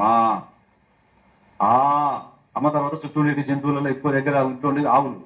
ఆ ఆవు. ఈ వాడు ఎక్కడ ఉంటాడు? ఇంట్లో. ఇల్లు. ఈగా వాడిని మూడు చుట్టూ తిరుగుతుంటుంది. చూసారా? అమ్మ దగ్గర నేర్చుకుంటాడు ఇవన్నీ కూడా. అప్పుడు అమ్మ చూడగానే బొమ్మలు చూడగానే అమ్మ అంటున్నాడు. ఆ అనేది అర్థమైపోతుంది వాడికి. సరే పిల్లరా, అంటే వాడికి తెలిసిందాని చెబుతూ తెలియని దానిని నేర్పించాడు. వాడికి అమ్మ తెలుసు, ఆ తెలియదు వాడికి. ఆవు తెలుసు, ఆ తెలియదు వాడికి. అక్షరం తెలియదు. చూసారా? వాడికి తెలిసిందాన్ని వాళ్ళ అమ్మని చూపిస్తూ, అమ్మగారిని, తల్లిని చూపిస్తూ ఆ అనే అక్షరం నేర్పుతున్నాడు. ఆవును చూపిస్తూ, తెలిసిన ఆవును చూపిస్తూ ఆ అనే అక్షరాన్ని నేర్పించటం. ఎవరు కూడా మీకు బాగా అర్థమైంది అనుకుంటాను. యేసుక్రీస్తు కూడా అండి నిజంగా ఎంత మంచివాడు అంటే, ఎంత బాగా చెప్పాడంటండి. మొదట మనకు తెలిసిన దానిని మన కళ్ళ ముందు తీసుకొచ్చారు. నాయన, మీరు భూమి మీద ధనాన్ని కూర్చుకోకండి నాయన. కూర్చుకుంటే ఏమవుతుందంటే ఇదిగో చిమ్మెట పడుతుంది, పడిపోతుంది. అది దొంగలు కూడా కన్నం వేసి దొంగిలుతారు. మీరు దాచిపెట్టి మీరే మర్చిపోతారు దానిని భూమి పాలు. ఇది క్రీస్తు ప్రభువుల వారు విద్యా వ్యవస్థలో చెప్పక ముందే ప్రవేశపెట్టిన బైబిలు బోధన విధానం అండి. ఎంత బాగా చెప్తున్నాడు చూడండి యేసుక్రీస్తు ప్రభువుల వారు. ఎంత బాగా చెప్తున్నాడు చూడండి పిల్లలు. ఇక ఇక 23వ వచనం లేకి మనం వచ్చినట్లయితే 23వ వచనానికి మనం 6వ అధ్యాయం మత్తయి వార్త 23వ వచనంలోకి మనం రాగలిగితే అక్కడే ఉన్నాడు చూడండి. ఇప్పుడు ఇంతవరకు మనకు తెలిసింది చెప్పాడు, తెలిసింది చెప్పాడు, మనకు తెలిసింది చెప్పాడు. 20వ వచనం, క్షమించండి 20వ వచనం, తెలిసింది చెప్పాడు. ఇప్పుడు తెలియని చెప్తున్నటువంటి పరలోకంలో మీ కొరకు, పరలోకంలో మీ కొరకు ధనమును, పరలోకంలో మీ కొరకు ధనమును కూర్చుకొనుడి. అచ్చట చిమ్మెట అయినను తుప్పైనను దానిని తినివేయదు, దొంగలు కన్నము వేసి దొంగిలరు అన్నాడు చూడండి. ఏమండి, పరలోకంలో మీ ధనాన్ని కూర్చుకోండి. మొదట తెలిసింది చెప్పాడు భూమి మీద ఏం జరుగుతుందో. ఇప్పుడు తెలియంది చెప్పాడు. ఏంటది? డైరెక్ట్ చెప్పాడు అనుకోండి. ఒకవేళ తెలియంది పరలోకంలో మీ ధనాన్ని కూర్చుకోండి అన్నాడు అనుకోండి. అక్కడ దొంగలు రారు, చిమ్మెట కొట్టదు, చెదలు పట్టదు, ఏమండి తుప్పు పట్టదు అన్నాడు అనుకోండి. మనం ఏమనుకుంటాం? పరలోకమా, పరలోకన ధనమా, పరలోకం ఎలాగబ్బా ధనం వేసుకునేది? కథ చెప్పతాం. తెలిసిన దాన్ని చెప్పాడు మొదట, ఆ తర్వాత తెలియని దాని గురించి చెప్పినట్టు చూడండి. ఈ లోకంలో ధనం కూర్చుకుంటే ఏం జరుగుతుందో చెప్పాడు. ఇప్పుడు పరలోకములో ధనం కూర్చుకుంటే ఏం జరుగుతుందో కూడా అక్కడ చెబుతున్నాడు. ఆలోచించండి దేవుని పిల్లలారా, ఆలోచించండి. అదే చెప్తున్నాడు. చెబుతూ భూమి మీద దొంగలు కన్ను వేసి దొంగిలితారు కదా, చిమ్మెట తుప్పు పడుతుంది కదా, కానీ పరలోకంలో మీరు ధనాన్ని దాచుకోవటం మంచిది అంటున్నాడు. అయితే ఎలా దాచుకోవాలి పరలోకంలో ధనాన్ని? ఇక్కడ దాచుకుంటే ఏ ప్రమాదం ఉందో చెప్పాడు. మరి పరలోకంలో ధనాన్ని దాచుకుంటే, పరలోకంలో ధనాన్ని దాచుకుంటే ఎటువంటి మేలు చేకూరుతుందో చెబుతున్నాడు. అసలు పరలోకంలో ధనాన్ని ఎలా దాచుకోవాలి? మేలు తర్వాత ఆలోచిద్దాం. పరలోకంలో ధనం కూర్చుకుంటే ఎంత మేలు జరుగుతుందో తర్వాత ఆలోచిద్దాం పిల్లరా. అసలు పరలోకములో ధనాన్ని ఎలా దాచుకోవాలి? నిజంగా ఇది తెలిస్తేనండి మన డబ్బుకు భద్రత. ఇది తెలిస్తే మన డబ్బుకు చాలా భద్రత పిల్లలు. ఎగిరి గెంతేసి దాచుకుంటామండి మనం. ఎందుకంటే పరలోకంలో దాచుకుంటే ఉండేటంత భద్రత, అంత గ్యారంటీ, అక్కడ వచ్చేంత రాబడి ఈ ప్రపంచంలో ఎక్కడ మనకు రాదండి. అంటే ప్రతి మనిషి ఇక్కడ సంపాదించి అక్కడ కూర్చుకోవాలన్నమాట. అదే కదా ఆయన మాట్లాడరు. ఇక్కడ సంపాదించి అక్కడ కూర్చుకుంటే గొప్ప మేలు అంటున్నాడు. సంపాదించడం ఇక్కడ, కూర్చుకోవటం మాత్రం పరలోకంలో. ఇందుకు పరలోకంలో కూర్చుకోవటం ఎలా? పరలోకానికి డబ్బులు ఎలా పంపించాలి? కూర్చుకోమంటారు కదా, పరలోకంలో మీ ధనాన్ని కూర్చుకోమంటున్నాడు. ఇంతకు ఎలా కూర్చుకోవాలి పరలోకంలో? డబ్బు అయితే సంపాదించే చేతిలో పట్టుకుంటాం. దీన్ని ఎలా పరలోకంలో మనం దాచుకోవాలి? ఎలా పంపించాలి పరలోకానికి? ఏమండి, ఈ విషయం తెలియక చాలా మంది ఏం చేస్తున్నారో తెలుసా? సంపాదించిన ధనాన్ని, కూడబెట్టినటువంటి ఈ ధన సమృద్ధిని, దీన్ని పరలోకంలో దాచుకోవాలన్న సంగతి తెలియక, ఎలా దాచుకోవాలో కూడా అర్థం కాక, చెప్పే దిక్కు లేక చాలా మంది ఏం చేస్తున్నారో తెలుసా? ఒక ఆవిడ అమెరికాలో మనం ఏం చేసింది తెలుసా అండి, కొన్ని సంవత్సరాల కిందట 120 కోట్లు అండి, 120 కోట్లు. ఆలోచించండి, 120 కోట్లు ఎంత డబ్బు ఆలోచించండి. 120 కోట్లు ఏం చేసింది తెలుసా అండి? చచ్చిపోతూ ప్రాణం పోయేటప్పుడు తను పెంచుకుంటున్న పిల్లి పేరు రాసి చచ్చిపోయిందండి ఆవిడ. 120 కోట్లు పిల్లి పేరు రాసింది. పిల్ల లేదు. మరేం చేశారు చెప్పండి? ఏం చేయాలో దిక్కు తెలియక, అర్థం కాక చచ్చిపోతూ చచ్చిపోతూ ఆ పిల్లిపిన రాజు చచ్చిపోయిందండి. అంటే ఆమెకు ధనాన్ని ఎక్కడ దాచుకోవాలో అర్థం కాలేదు. భూమి మీద అయితే దాచుకుంది బ్యాంకులో, అక్కడ ఉంటేనే కదా 150 కోట్లు ఇంట్లో పెట్టుకోలేదు కదా, భూమి మీద దాచుకోవడం తెలిసింది. కానీ పరలోకంలో దాచుకోవడం తెలియక పిలిపారు. ఇలాంటి పిక్చర్లంతా మీకు America, England, Australia, Germany, France, Rome ఇక్కడ కనబడుతుంటారు ఇలాంటి మెంటల్ కేసులు పిక్చర్. మరొక ఫ్యామిలీ ఏం చేశారో తెలుసా అండి, లండన్లో 200 కోట్లు ఆ చచ్చిపోయే ముందు కుక్క పేరుతో చచ్చిపోయేదండి. పెంపుడు కుక్క పేరుతో కుక్క ఏం చేసుకుంటుందండి, 200 కోట్లు రాసి చచ్చిపోయేసరికి ఇప్పుడు ఏం చేశారు, ఆ వీలునామా రాస్తారు కదా, అంతే ఆ పెద్ద బిల్డింగ్ లో ఆ కుక్కను పెట్టి ఆ బెడ్ మీద పెట్టి అద్దంలోంచి మనుషులు బయట నిలబడి కుక్కల్లాగా కుక్క వైపు చూస్తున్నారు. అదేం చేస్తున్నాడు, ఫుల్గా పెడుతున్నారు, దానికి కావాల్సినంత ఫుల్ కష్టం కదా. దానికి ఒక బ్యూటీషియన్, దానికి ఒక మంగళోడు, దాని బొచ్చు తోక కత్తిరించడానికి, దానికి స్నానం చేయించేటోడు, దానికి ఫుడ్ పెట్టేటోడు, దాన్ని తిప్పేటోడు, దాన్ని నిద్రపుచ్చేటోడు, దాన్ని ఆడించేటోడు, ఎంతమంది అండి, 200 కోట్లు. మరి దాని మీద వచ్చే వడ్డీతోనే దానికి కావాల్సిన సకల సదుపాయాలు కల్పించేశారండి. యూట్యూబ్లో చూడండి, ఇలాంటి న్యూస్ అన్ని కుప్పలు కుప్పలుగా రాసుకుంటారు. ఏమండి, కుక్క చచ్చేటప్పుడు కుక్క పేరుతోనే రాసి చచ్చిపోతాడు, కానీ దేవుడికి మాత్రం పెట్టడండి మనిషి.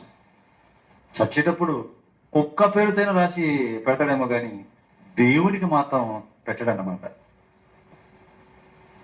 చచ్చేటప్పుడు కుక్కల పేర్లతో పిల్లు పెడతాను రాస్తారు, కానీ దేవుడికి మాత్రం పెట్టండి. ఎంత సంపాదించినా చచ్చిపోతే ఆ కోట్లన్నీ వదులుకోవాలి కదండి. ఎవరి సత్యం ముందు దేవుడికి ఇచ్చిపోతే కనీసం దేవుడు అని యాక్సెప్ట్ చేస్తారు కదండి. ఇలాంటి వాళ్ళని, ఇన్ని 100 కోట్లు నా పని కోసం ఇచ్చింది నా కుమార్తె, ఇన్ని 100 కోట్లు నా పని కోసం ఇచ్చింది ఈ కుటుంబం. ఇలాంటి కోటీశ్వరులకి తమ ధనాన్ని ఏం చెయ్యాలో తెలియక చాలా మంది ఈరోజు స్వచ్ఛంద సంస్థలకు రాయిస్తున్నారు. తమ ఆస్తులు స్వచ్ఛంద సంస్థలకు రాయించే వాళ్ళు ఎక్కువైపోయారండి ఈరోజు ప్రపంచంలో.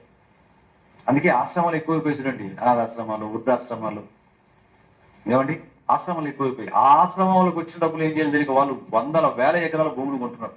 ఆశ్రమాలకు భూములు ధనాన్ని ఎక్కడ దాచుకోవాలో మనిషికి తెలియకపోయేసరికి కుక్కల పేర్లతో పిల్లుల పేర్లతో ఆశ్రమాలకు ఇచ్చి ఒట్టి చేతులతో చచ్చిపోయి మట్టి మీద వేసుకొని గుంతలో పడుకొని కుళ్ళిపోతున్నారు. కోట్ల రూపాయలు వదులుకొని ఆ మట్టి మీద వేసుకొని గుంతలో కుళ్ళిపోతున్నారండి మనుషులు. దేవుని పిల్లలు, కోటీశ్వరులు, ధనవంతులు. యేసుక్రీస్తు కాలంలో కూడా, యేసుక్రీస్తు వారి కాలంలో కూడా అండి ఒక పెద్ద ధనవంతుడు ఉన్నాడండి. మంచి ధనవంతుడు, మంచి బాగా కూర్చుకున్నాడు ధనాన్ని, పెద్ద ధనవంతుడు, వయసు కూడా ఉందండి. ధనవంతుడు, ఫుల్ ఆరోగ్యం ఉంది, యవ్వనస్తుడు, బాగా కూర్చుకున్నవాడు. ఏమండి, విన్నాడు యేసుక్రీస్తు గురించి, యూదా జాతిలోనే పుట్టాడు. యేసుక్రీస్తు గురించి విన్నాడు. యేసుక్రీస్తు గురించి విని ధర్మశాస్త్రాన్ని బాగా తెలుసుకున్నవాడుగా యేసుక్రీస్తు గురించి విని ఈయన చెప్పినట్లుగా, ఈయన మాట్లాడినట్లుగా ఎవరు మాట్లాడటం లేదు, కరెక్ట్గా పరలోకానికి వెళ్ళాలంటే ఏం చేయాలో ఈయనే చెప్తాడు. ఎందుకంటే నా యాజకుల బోధ నేను చిన్నప్పటి నుంచి వింటున్నాను, నా పరిచయుల బోధ నేను చిన్నప్పటి నుంచి వింటున్నాను, నా సద్దుకైల బోధ, శాస్త్రుల బోధ నేను చిన్నప్పటి నుంచి వింటున్నాను. ఇంతవరకు ఎవరి శాస్త్రుల మాటలు విన్నా, పరిచయుల మాటలు విన్నా, సద్దుకైల మాటలు విన్నా, యాజకుడు, ప్రధాన యాజకుడు బోధ విన్నా సరే పరలోకానికి వెళ్ళాలన్న ఆశ కలగలేదు. పరలోకానికి దారి చూపుతారన్నటువంటి ఆశ నాకు అస్సలు చిగురించట్లేదు నా హృదయంలో. కానీ ఎన్ని సంవత్సరాల తర్వాత ఇదిగో ఎవరు ఏసంట నజరేయుడు వచ్చాడు, మాట్లాడుతున్నాడు.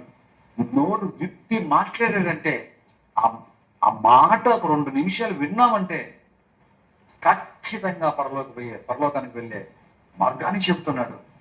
ఈయన చెప్పే వాటిల్లో ఒక్క మాటను ఫాలో గట్టిగా అయినా సరే ఖచ్చితంగా పరలోకాన్ని సంపాదించుకోవచ్చు. కాబట్టి ఆయన మాత్రం చెప్తాడు పరలోకానికి ఎలా వెళ్ళాలనుకున్నాడు. లక్కీగా బై లక్ వాడు ఉంటున్న ప్రాంతం ఏమో అది, అదే ప్రాంతంలో యేసు క్రీస్తు వారు నడి రోడ్డులో నడుచుకుంటూ వెళ్తున్నాడు. మరి వీడు ఆయన ఎక్కడ ఉంటాడో కనుక్కొని వచ్చాడు. వాడుంటున్న ఊర్లోకి యేసు క్రీస్తు వారు నడుచుకుంటూ సువార్త ప్రకటించుడు, ఆయన కాలినడకన కదండి వెళ్తున్నాడు. మరలాగా ఏసీ బస్సులలో, మరలా ఏసీ కార్స్లో, ఏసీ ట్రైన్ కోచెస్లో, ఏసీ 8 బస్సులలో ప్రయాణం చేసి స్వార్థ ప్రకటించిన వాడు కాదండి మహాత్ముడు. తనతో పాటు తన శిష్యుల్ని కూడానండి కాలి నడకని స్వార్థకు తీసుకెళ్ళి నేర్పించాడు 3.5 సంవత్సరం. అలా శిష్యులతో పాటు నడుచుకుంటూ జనసమూహాలు పాల్గొంటూ అలా వస్తున్నాడు. పబ్లిక్ లో చూశాడండి ఆ ధనవంతుడు. ఇంతకు ఎవరండి ఈ ధనవంతుడు? ఆయన చిన్నతనం నుంచి ధర్మశాస్త్రం ఎదిగిన వాడు, శాస్త్రంలో పరిచయాలు బోధ బాగా చిన్నప్పటి నుంచి విన్నవాడు. ఎవరండి ఈయన, మాకు తెలియదు అనుకుంటున్నారా? మీకు తెలిసిన వ్యక్తే. ఒక్కసారి మీరు మత్తయి సువార్త 19వ అధ్యాయం చూడండి. మత్తయి సువార్త 19వ అధ్యాయం. అప్పటికే 19% అయిపోయింది. యేసుక్రీస్తు చెప్పేశారు 5, 6, 7 అధ్యాయాలు కదా అయిపోతుంది. 19వ అధ్యాయం అండి. అప్పటికే చెప్పేసాడు 19వ రోజున చేసేసాడు ఆయన ప్రజలకి. 19వ అధ్యాయం 20, 21 వచనం చూడండి.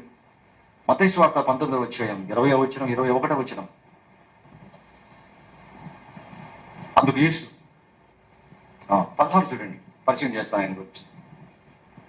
ఇదిగో ఒకడు ఆయన వద్దకు వచ్చి, మొదకుడా నిత్య జీవం పొందుటకు నేను ఏ మంచి కార్యం చేయవలనని ఆయనను అడిగాను.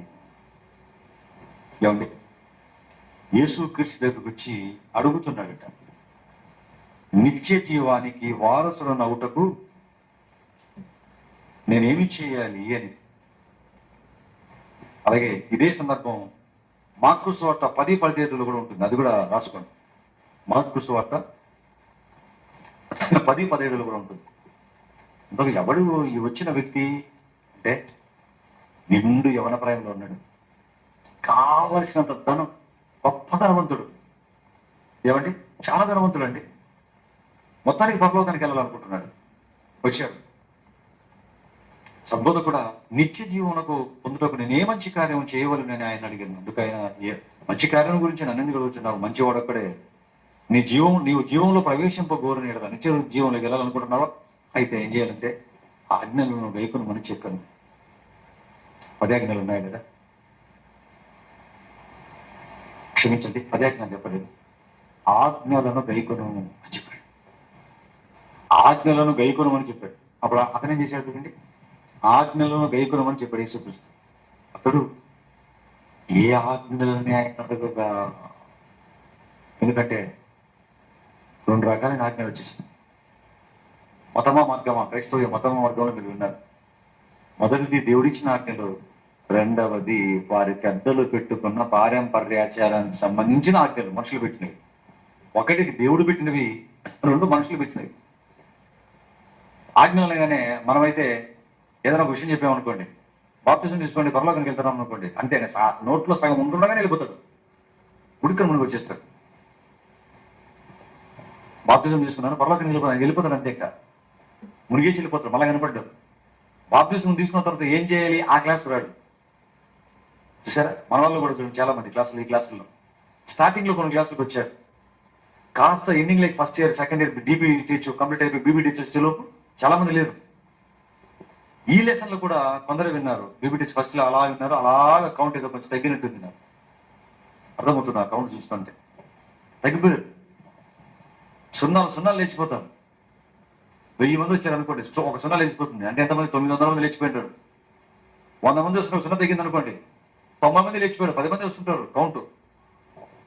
ఒక 0 పోతే 100 లేచిపోయినట్లుగా స్టార్టింగ్ లో కొన్ని పాటలు వినటం, అలా వెళ్ళిపోవటం. దేవుని పిల్లలు మీరు ఆలోచించండి. అంటే కొన్ని వింటారు అనమాట, ఇలా అన్ని వినరు. డీబీటీహెచ్ టు ఎంబీటీహెచ్ వరకు వింటే కదా నీకు బైబిల్ మీద మంచి పట్టు నీకు దొరుకుతుంది.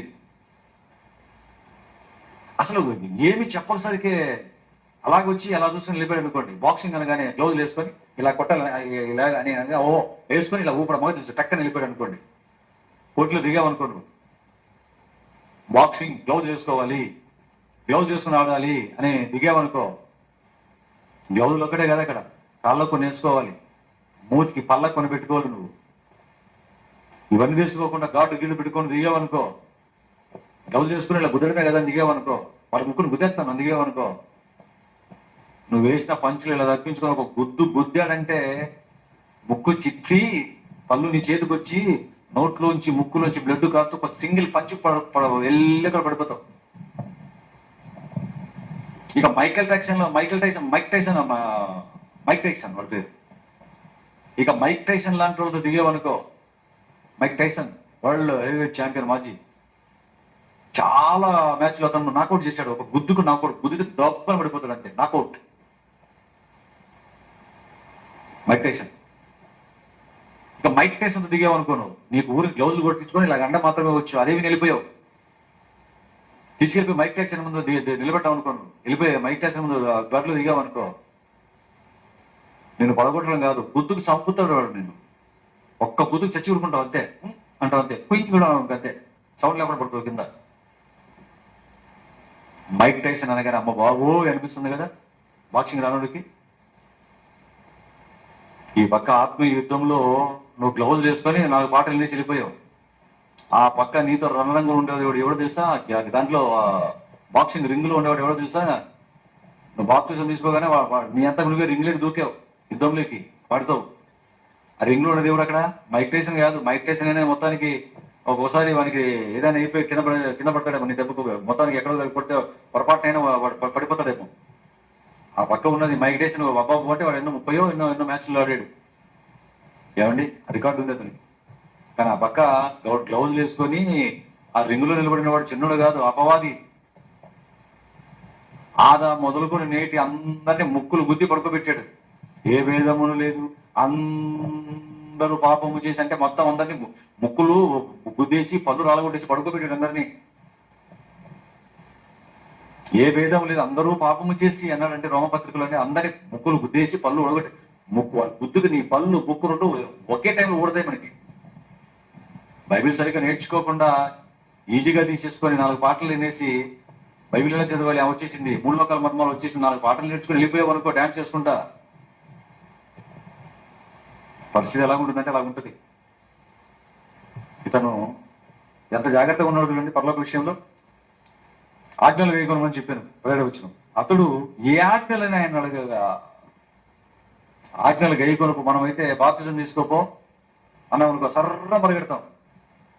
అక్కడికి వెళ్ళిన తర్వాత ఆ దగ్గర ఉండేవాడు ఏసునామాలు తీసుకుని ఒకడు అంటాడు, 3 నామాలు తీసుకుని మరొకడు అంటాడు, జెండా కింద వెళ్ళని ఒకడు అంటాడు, క్యాంటీన్ మార్చి ఒకడు అంటాడు, బకెట్తో చిలకరిస్తాడు ఒకడు అంటాడు, అట్టాకులతో చిలికించే ఒకడు ఉంటాడు, మామిడి ఆకులతో చిలకరింపుడు ఒకడు ఉంటాడు. ఏ బాప్తిజం నేర్చుకోవా? బాప్తిజం అంటే ఏంటో, బాప్తిజం తీసుకుంటే పరలోకం వెళ్ళిపోతావా? నమ్మి బాప్తిజం పొందు రక్షింపబడిన ఒక్క వాక్యం తీసుకుని వెళ్ళిపోతావా? వాడు గుద్దేడు ఒక గుద్దు కట్టే భూమిలోకి కూరుకుపోతావు. ముక్కులు గుద్దడం కాదు, భూమిలో కూరెట్టే గుద్దుతున్నాడు. దేవుని పిల్లలు మీరు ఆలోచించండి, పాఠాలంటే చిన్నది కాదండి. ఎన్నిసార్లు నేర్చుకుని ఇంత బాగా నేర్చుకుని చెప్పే మాకే ఇంత జాగ్రత్త ఉంటున్నప్పుడు, చెబితే పరలోకం వస్తుంది అనేది యేసుక్రీస్తు వారు చెప్పిన మాట విని ఎవరు నీతి మార్గం అనుసరించినట్టు ఎవరు అనేకులు తిప్పుతురో వారు ఆకాశంలో జ్యోతుల వల్ల ప్రకాశిస్తారు అన్నాడే. ఆ మాటలు నమ్మాం. సర్వసృష్టికి వెళ్ళిపోయారు, సమస్త సృష్టికి వెళ్ళి సర్వజనులు శిష్యులుగా చేయమని చెప్పాడు. చూడండి, పరలోకం వస్తుంది మీకు, గొప్ప ఫలం అన్నాడు. ఆ ఫలం కోసం నేర్చుకొని చెప్పటానికే ఎంతో ముందుగా రెడీ అయిపోయి మీకోసం టైం వేసారు కూర్చుంటున్నప్పుడు విని మీరు ఎలా ఉండాలి, వాక్యం తెలియని వాళ్ళు ఎలా ఉండాలి? చక్కగా నేర్చుకోవాలి కదా. ఆలోచించండి దేవుని పిల్లలు. కానీ మన బ్యాచ్ కాదు ఇతను. ఇతను మీరు తక్కువగా అంచనా వేయకండి. ఈ ధనవంతుడైన యవనస్తుడు ఎవరి వయసు ఉంటేనే పట్టుకోలేదు, వయసు ఉంటేనే పట్టుకోలేదు. వయసు పిల్లలు పట్టుకోగలుగుతామా? నిండు యవన ప్రాయం ఉండేవాడు పట్టుకోగలుగుతామా? తిరుపతి దగ్గరికి రండి, మగ పిల్లలను కాదు ఆడపిల్లలను కూడా పట్టుకోలేము మనం. మగ పిల్లలు అంటే వాడు ఎలా దొరకడు చేతులకి, వెళ్ళిపోతాడు ఫ్రెండ్స్ లో. తల్లిదండ్రులకు అది పెద్ద సమస్య. ఒక మగ పిల్లలు ఉన్నాడంటే వాడు ఎప్పుడు బయటికి పోతాడో, ఎప్పుడు ఇంట్లోకి వస్తాడో. నాన్న వచ్చి ఏడేవాడు అంటుంటాడు, బయటికి వెళ్ళి వస్తాడు అంటాడు. ఎప్పుడు 9 ఏళ్ళు రాడు, 15 రాడు, 11 రాడు, 12 రాడు, 7 ఫ్రెండ్లు పడుకున్నాడు. ఏమలే ఇవి కవర్ చేస్తుంటాడు మా తల్లి. ఆలోచించండి పిల్లరా. మగపిల్లవాడినే పట్టుకోలేము అని అనుకున్నప్పుడు మగపిల్లనే పట్టుకోలేము, ఆడపిల్లనే పట్టుకోలేకపోతాం. తిరుపతికి మీరు అక్కడ మీరు ఇప్పుడు జంక్షన్స్ ఉన్నాయి, ఇక్కడ బ్లిస్ జంక్షన్, లీలామహల్ జంక్షన్లో అయితే నైట్ చీకటి పడేసినప్పుడు ఆడపిల్లలు హాస్టల్ ఎక్కడెక్కడి నుంచి వస్తారంటే వీళ్ళు జిల్లా చుట్టుపక్కల జిల్లాల నుంచి టైట్ బట్టలు, ఒళ్ళు తిరిగించే బట్టలు వేసుకొని, రక్షణ కొట్టే బట్టలు వేసుకొని, ఎవ్వన బిడ్డలు రోడ్ల మీద తిరుగుతుంటారు. అటు ఇటు పానీపూరి, ఐస్ క్రీమ్ బండి మొత్తం రౌండ్ కొడుతుంటారు రోడ్ల మీద మగపిల్లలు కోసం. మంచి పిల్లలే, చదువుకునే పిల్లలే, కానీ వాళ్ళు వేసే ఆ బట్టలు ఎంత అశ్లీలంగా ఉంటాయి తెలిసిన ఇప్పుడు జంక్షన్స్ లో. తిరుపతిలోనే లేకుంటే ఇంకా బెంగళూరు, హైదరాబాద్, చెన్నై విచ్చలు పెడతాను అక్కడ. ఆలోచించినది ఏమన్నా పిల్లల అంటే యవ్వన ప్రాయంలో ఉన్న వాళ్ళని పట్టుకోలేము, కానీ ఈ యవ్వనస్తులు అలాంటి కాదు. యవ్వన ప్రాయం ఉంటేనే పట్టుకోలేమే. నీ దగ్గర చిల్లి గవ్వలేకపోయినా ఏమి లేకపోయినా కండలుండి యవ్వన ప్రాయం ఉండి కాస్త అందం ఉందనుకోండి, ఆడపిల్లలు పట్టుకోలేకపోతున్నాం, మోయి పిల్లలు పట్టుకోలేకపోతున్నాం. ఇక ఈరోజు ధనం ఉందనుకోండి, ఇక మంచి ధనం, ఫుల్గా ధనం ఉందనుకోండి చేతిలో, వాళ్ళని పట్టుకోగలమా? మనం పట్టుకోలేం. పోలీసులు పట్టుకుంటారు వారిని, మనం పట్టుకున్నారు రేవు పార్టీలో పోలీసులు బెంగళూరులో, మనం పట్టుకోలేం. తల్లిదండ్రి పట్టుకోలేని వాళ్ళని పోలీసులు పట్టుకుంటారు. No problem, don't fear, I'm here అంటారు వాళ్ళు పోలీసులు. డోంట్ ఫియర్ నైనా, మేము పట్టుకుంటాం, మీరు పట్టుకోలేరు కదా. తల్లిదండ్రి ఎవరైతే పట్టుకోకుండా వదిలేసిన ఆడపిల్లలు ఉంటారో వాళ్ళని పట్టుకుంటారు పోలీసులు. ఒక ఆమె దొరికింది మన సిరినటి హేమ, అమ్మాయిని సరిగ్గా పట్టుకోలేకపోయారు, చక్కగా పట్టుకున్నారు పోలీసులు. ఆలోచించండి, ఎప్పుడైనా మాట్లాడుతున్న టాపిక్ మీద పిల్లలు ఆలోచించండి. అసలే యవనస్తుడు, చేతి నిండా డబ్బులు ఉన్నాయి, చేతి నిండా డబ్బులుండి అంత ఆస్తుండి యవనస్తుడైన ఈ యవనస్తుడు ఏం చేసిన వద్దులండి, అతడు ఆజ్ఞలు గైకురమని ఆయన చెప్పగానే అతనే ఉన్నాడు. అతడు ఏ ఆజ్ఞలను ఆయన అడగగా జాగ్రత్త, ఏ ఆజ్ఞలు అడిగాడు. ఎంత జాగ్రత్తగా ఉన్నాడు చూడండి. మొత్తానికి యేసు నరహత్య చేయవద్దు మెచ్చుకున్నాడు అతన్ని. ఎంత చక్కగా అడుగుతున్నాడు వీడు. ఆజ్ఞలు అన్నాను ఓకే అని పరిగెట్టలేదు, నేను చెప్పినవి ఉన్నాయి. దేవుడుగా మనుషులు పెట్టినటువంటి ఆజ్ఞలు కొన్ని ఉన్నాయి, కానీ జాగ్రత్త పడుతున్నాడు. ఏ ఆజ్ఞలు అని అడుగుతున్నాను నన్ను, ఎందుకంటే నేనే పరలోకానికి వెళ్ళే మార్గాన్ని ఖచ్చితంగా వీడికి చెప్తానని అర్థం చేసుకుని వచ్చాడు ఇతను. గొప్ప దగ్గర అయితే అతన్ని ప్రేమించి అంటుంది యేసుక్రీస్తు. ఆయన అలా అడిగేసరికి ఏ ఆజ్ఞాన్ని ప్రేమించాడటండి అతన్ని. మార్కు సువార్తలో 10వ అధ్యాయంలో మీకు ఉంటుందండి, 21వ వచనం ఉంటుంది. మార్కు సువార్త 10:21లో యేసు అతను చూచి అతన్ని ప్రేమించి ఉంటుంది. చూడండి, టైం అయిపోతుంది. యేసు నరహత్య చేయవద్దు, వ్యభిచరింపవద్దు, దొంగిలవద్దు, అబద్ధ సాక్ష్యం పలకవద్దు, తల్లిదండ్రులను సన్మానింపము, నిన్ను వలె నీ పొరుగు వానిని ప్రేమింపవలెను అన్నవియే అని చెప్పాడు. ఇవి నాయన అన్నాడు. అబ్బా అనుకున్నాడు యవనస్తుడు. అందుకా యవ్వనుడు ఏమండి, అందుకా యవ్వనుడు ఇవన్నీ అనుసరించుచునే ఉన్నాను, ఇకను నాకు కొదువ ఏమని అడిగాను. మీరు 10:20కి వచ్చారనుకోండి, మార్కు సువార్త 10:20కి ఇంకా కొంచెం వివరణ ఇచ్చాడు మార్కు గారు. 10:20కి వస్తే మార్కు సువార్త 10:20లో అందుకతడు బోధకుడా బాల్యం నుండి ఇవన్నీ అనుసరించుచునే ఇంటిని చెప్పాను. ఎప్పటి నుంచి అనుసరిస్తున్నా అంటే బాల్యం నుంచి అనుసరిస్తున్న వాడి డౌట్ వచ్చింది. యేసు అతను చూచి అతన్ని ప్రేమించి,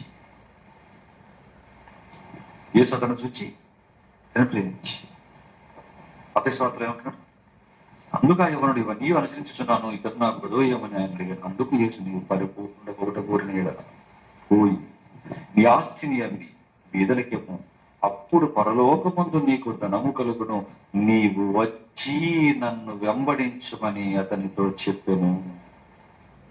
అయితే ఆ యవ్వనుడు మిగుల ఆస్తి గలవాడు కనుక ఆ మాట విని వ్యసన పడుచు వెళ్ళిపోయాను అన్నాడు. చూడండి, హక్కు స్వార్థ ముఖము చిన్నగుచ్చుకొని, అతడు మిగులాస్తి గలవాడు కనుక ఆ మాటకు ముఖము చిన్నగుచ్చుకొని దుఃఖపడుచు వెళ్ళిపోయాను. ముఖము చిన్నదైతే దుఃఖపడుచు వెళ్ళిపోయాడట. ఏమండి, ఇక్కడ ఇవన్నీ రాయబడ్డాయి కదండి. దొంగతనం చేయొద్దు, విభజించవద్దు, పదాజ్ఞల గురించి మాట్లాడాడు, అన్ని చేస్తున్నా ఉన్నాడు. అయితే నీకు ఒకటి కొదవగా ఉంది అన్నాడు. చూడండి, అంటే 99 చేశాడు. ఇంకా ఒక్కటి చేసాడు అనుకోండి తను పరలోకి పోయింది. ఇక నో డౌట్ 99 చేశాడండి. ఎన్ని కొద్ది ఉన్నాయట? 100 చెప్తే 100లో 99 చేశాడు. ఒక్కటి కొద్ది ఉంది. అమ్మ బాబాయ్, ఒక్కటే కొద్ది ఉందా? అవును, ఒకటే. యవనస్తుడు అడిగితే చూసి నీ ఒక్కటే కొద్ది ఉంది నేను అన్నాడు. అదే ప్రశ్న మనం అడిగాం అనుకోండి, నాకేమి నేను పరలోకంలో ఏ తక్కువ ఉంది ప్రభు మనం నిలబడ్డాం అనుకోండి, మనల్ని ఏమంటాడు? 99 తక్కువ నాయన నీకు, ఒక్కటి ఉంది నీ దగ్గర, ఏదో ఒకటి. దొంగతనం చేయవంతే, లేకపోతే పదవి మంది ఆశించవు, ఏదో విచారం చేయను అంతే. తల్లిదండ్రులు బాధ చూస్తుంటాం అంతే. మిగతా 99 తక్కువ ఉన్నాయంటాడు. కానీ ఈ యవ్వనస్తుడికి ఒక్కటే తక్కువ ఉందంటే నిజంగా మంచుడేనా? కానీ అన్ని చేసినటువంటి ఎక్కడికి రాగానే స్ట్రక్ అయిపోయాడు సార్.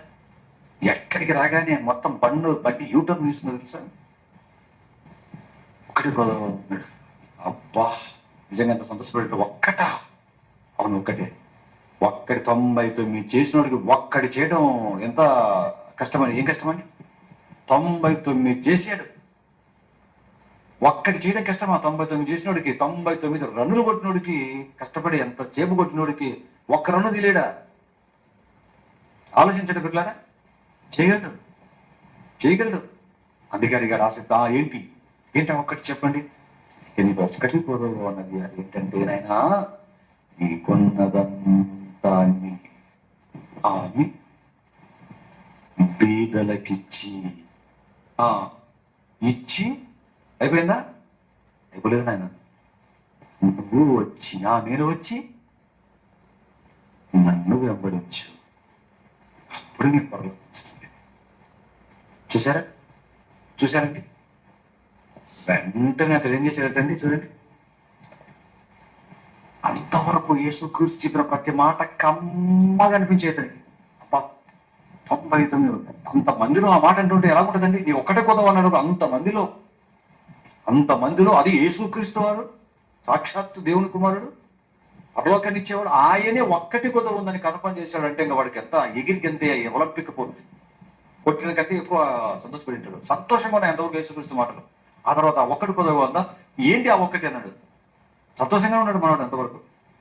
ఇంటికి వెళ్ళి నువ్వు పోయి నేను పోయి నీకున్నదంతా అమ్మి బాగానే ఉంది, నువ్వు పోయి బాగుంది, నీకున్నదంతయో అమ్మి నో ప్రాబ్లం, అంతవరకు కూడా బాగానే ఉంది, అమ్మేస్తావు. అమ్మి ఏం చేయాలి? బ్యాంకులో వేసుకో, లేకపోతే ఆ డబ్బంతా ధనాన్ని వస్తువుల రూపంలోకి మార్చుకో అన్నాడు అనుకోండి, హ్యాపీగా మార్చుకుంటాడు. ఇంకా పొలం కొనుక్కో అన్నాడు అనుకోండి, హ్యాపీగా వెళ్ళి కొంటాడు.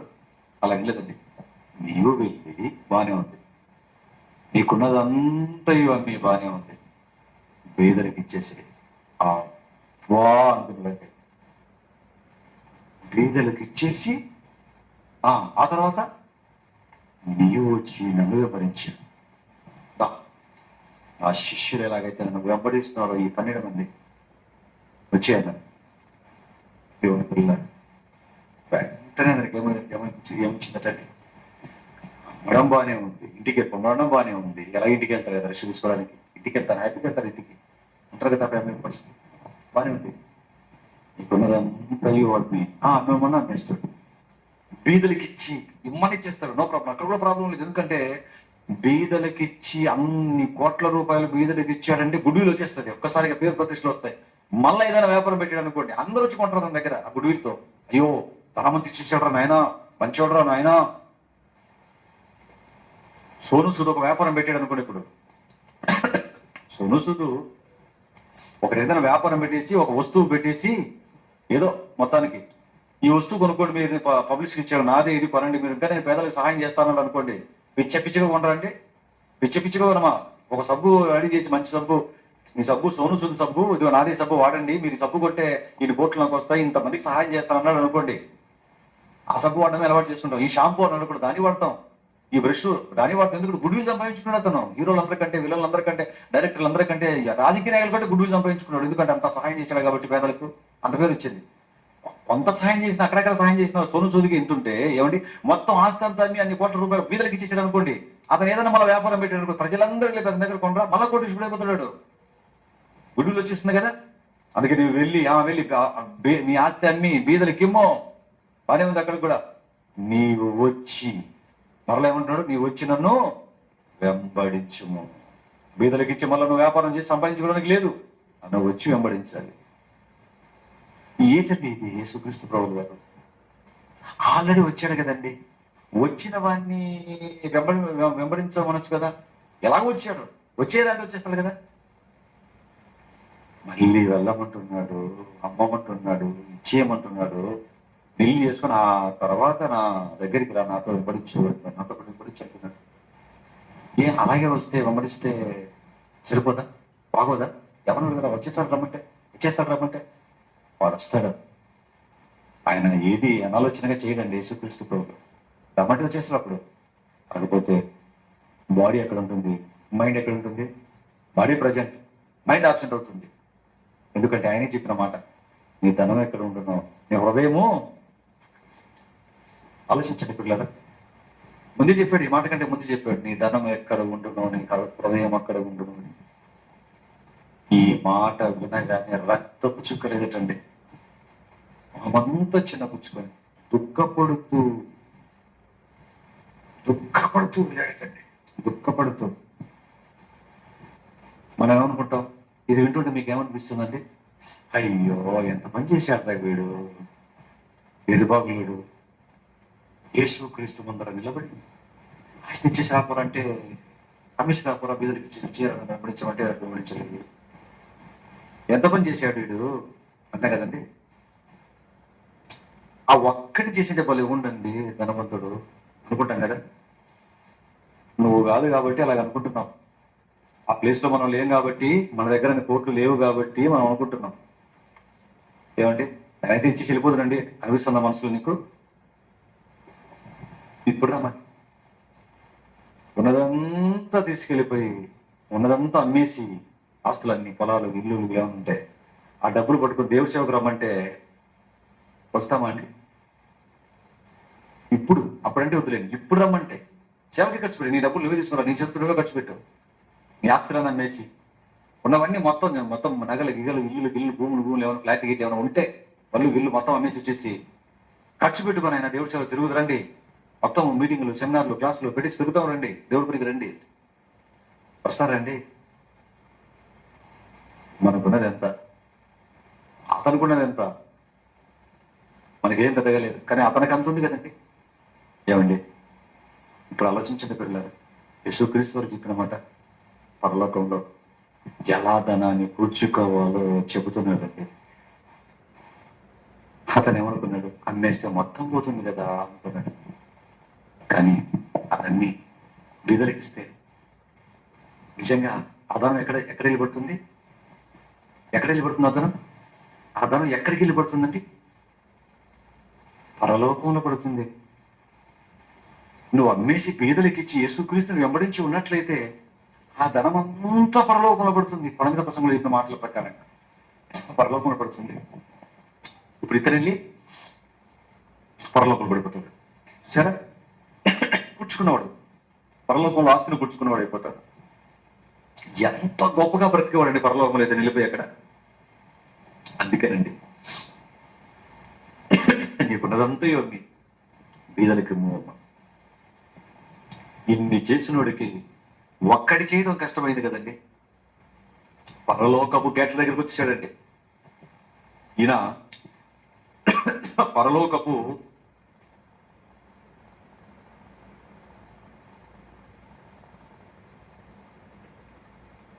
పిల్లరా, పరలోకపు గేట్ల దగ్గరికి వచ్చాడండి. పరలోకపు గేట్ల దగ్గరికి వచ్చి అంత దూరం వచ్చి ఒక్క బొర్ల పడ్డాడు దేవుని పిల్లలారా. ఏమండి నిజంగా ఏమనుకున్నాడండి? మొహం చిన్నగా పూసుకుని వెళ్ళిపోయాడు. ఈయన అంతా ఇంతే, ఈయన కఠినంగా మాట్లాడతాడు, కఠినమైన మాటలు చెప్తాడంటే నేను ఏమనుకున్నాను. కానీ ఈయనంతా మన దగ్గరికి వచ్చి వాక్యం అన్న తర్వాత కూడా చాలా మంది కనిపించే మాట ఇదేనండి. సబ్జెక్ట్ చెబుతూ ఉంటే, నువ్వు పుట్టింది నీ కోసం కాదు, ఉద్యోగం కోసం కాదు, భార్య కోసం, పిల్లల కోసం, కుటుంబం కోసం, మధ్యాహ్నం కోసమో కాదు నాయనా. పరలోకానికి దేవుడు పని కోసం పుట్టావు, పని చేసి పరలోకానికి వెళ్ళడానికి పుట్టావు. నీకున్నదంతా ధన సామర్థ్యం మొత్తం అంతా ఖర్చు పెట్టుకుని వెళ్ళడానికి పుట్టావు నువ్వు. ఏమండి? కాబట్టి నీకున్నదంతా ఇచ్చేసి బైబిల్ నేర్చుకొని బైబిల్ సంఖ్యలో పెట్టుకుని దేవుడు పని కోసం వెళ్ళాలి అంటే బయలుదేరేవారు ఎంతమంది ఉంటారు చెప్పండి? ఆ మాటలు ఎలా కనపడుతుంటాయండి? ఇది ఇంత కష్టపడి ఉద్యోగం సంపాదించుకుంటే ఉద్యోగం కోసం కాదా నేను వచ్చింది? ఇది భార్య కోసం, పిల్లల కోసం, ఇల్లులు ఉన్నాయి, తాస్తుంది, దీనికోసం కాదా? ఆలోచించిన దేవుని పిల్లలారా. అందుకే ఆస్తి గలవారు పరలోకానికి రావటం అసంభవం. డబ్బుంది, అన్ని ఆజ్ఞలు పాటించాడు. అటు పన్ను పాటించాడు మనోడు. ఖర్చు లేనివి, దొంగతనం చేయలేదు. ఖర్చు లేనివని సంపాదించేశాడండి. ఖర్చు లేనివన్నీ చేసాడండి ఆయన. అదేమో వెళ్ళిపోయింది.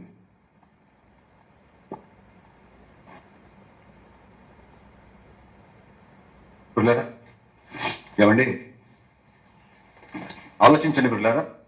వీడికి అంటే అంత దగ్గరకు వచ్చిన వ్యక్తికి పరలోకపు గేట్ల దగ్గరకు వచ్చి బొక్క పడిపోయాడు అండి. మరలా అంటే డబ్బులు ఇవ్వటానికి ఒప్పుకోలేదు, కానీ మరలా ఏం కావాలండి వీడికి? పరలోకం కావాలండి. చూడండి పిల్లారా, డబ్బులు ఇవ్వటానికి మనసు ఒప్పట్లేదు, క్రీస్తు చెప్పిన దాని ప్రకారం చేయటానికి మనసు ఒప్పట్లేదు, కానీ మళ్ళీ ఏం కావాలనుకుంటున్నాడు? పరలోకం కావాలనుకుంటున్నాడు. చూడండి పిల్లారా, అంటే అటు నీళ్ళలో లేడు, ఇటు పడవలో లేడు, మధ్యలో ఉన్నాడు మనడు.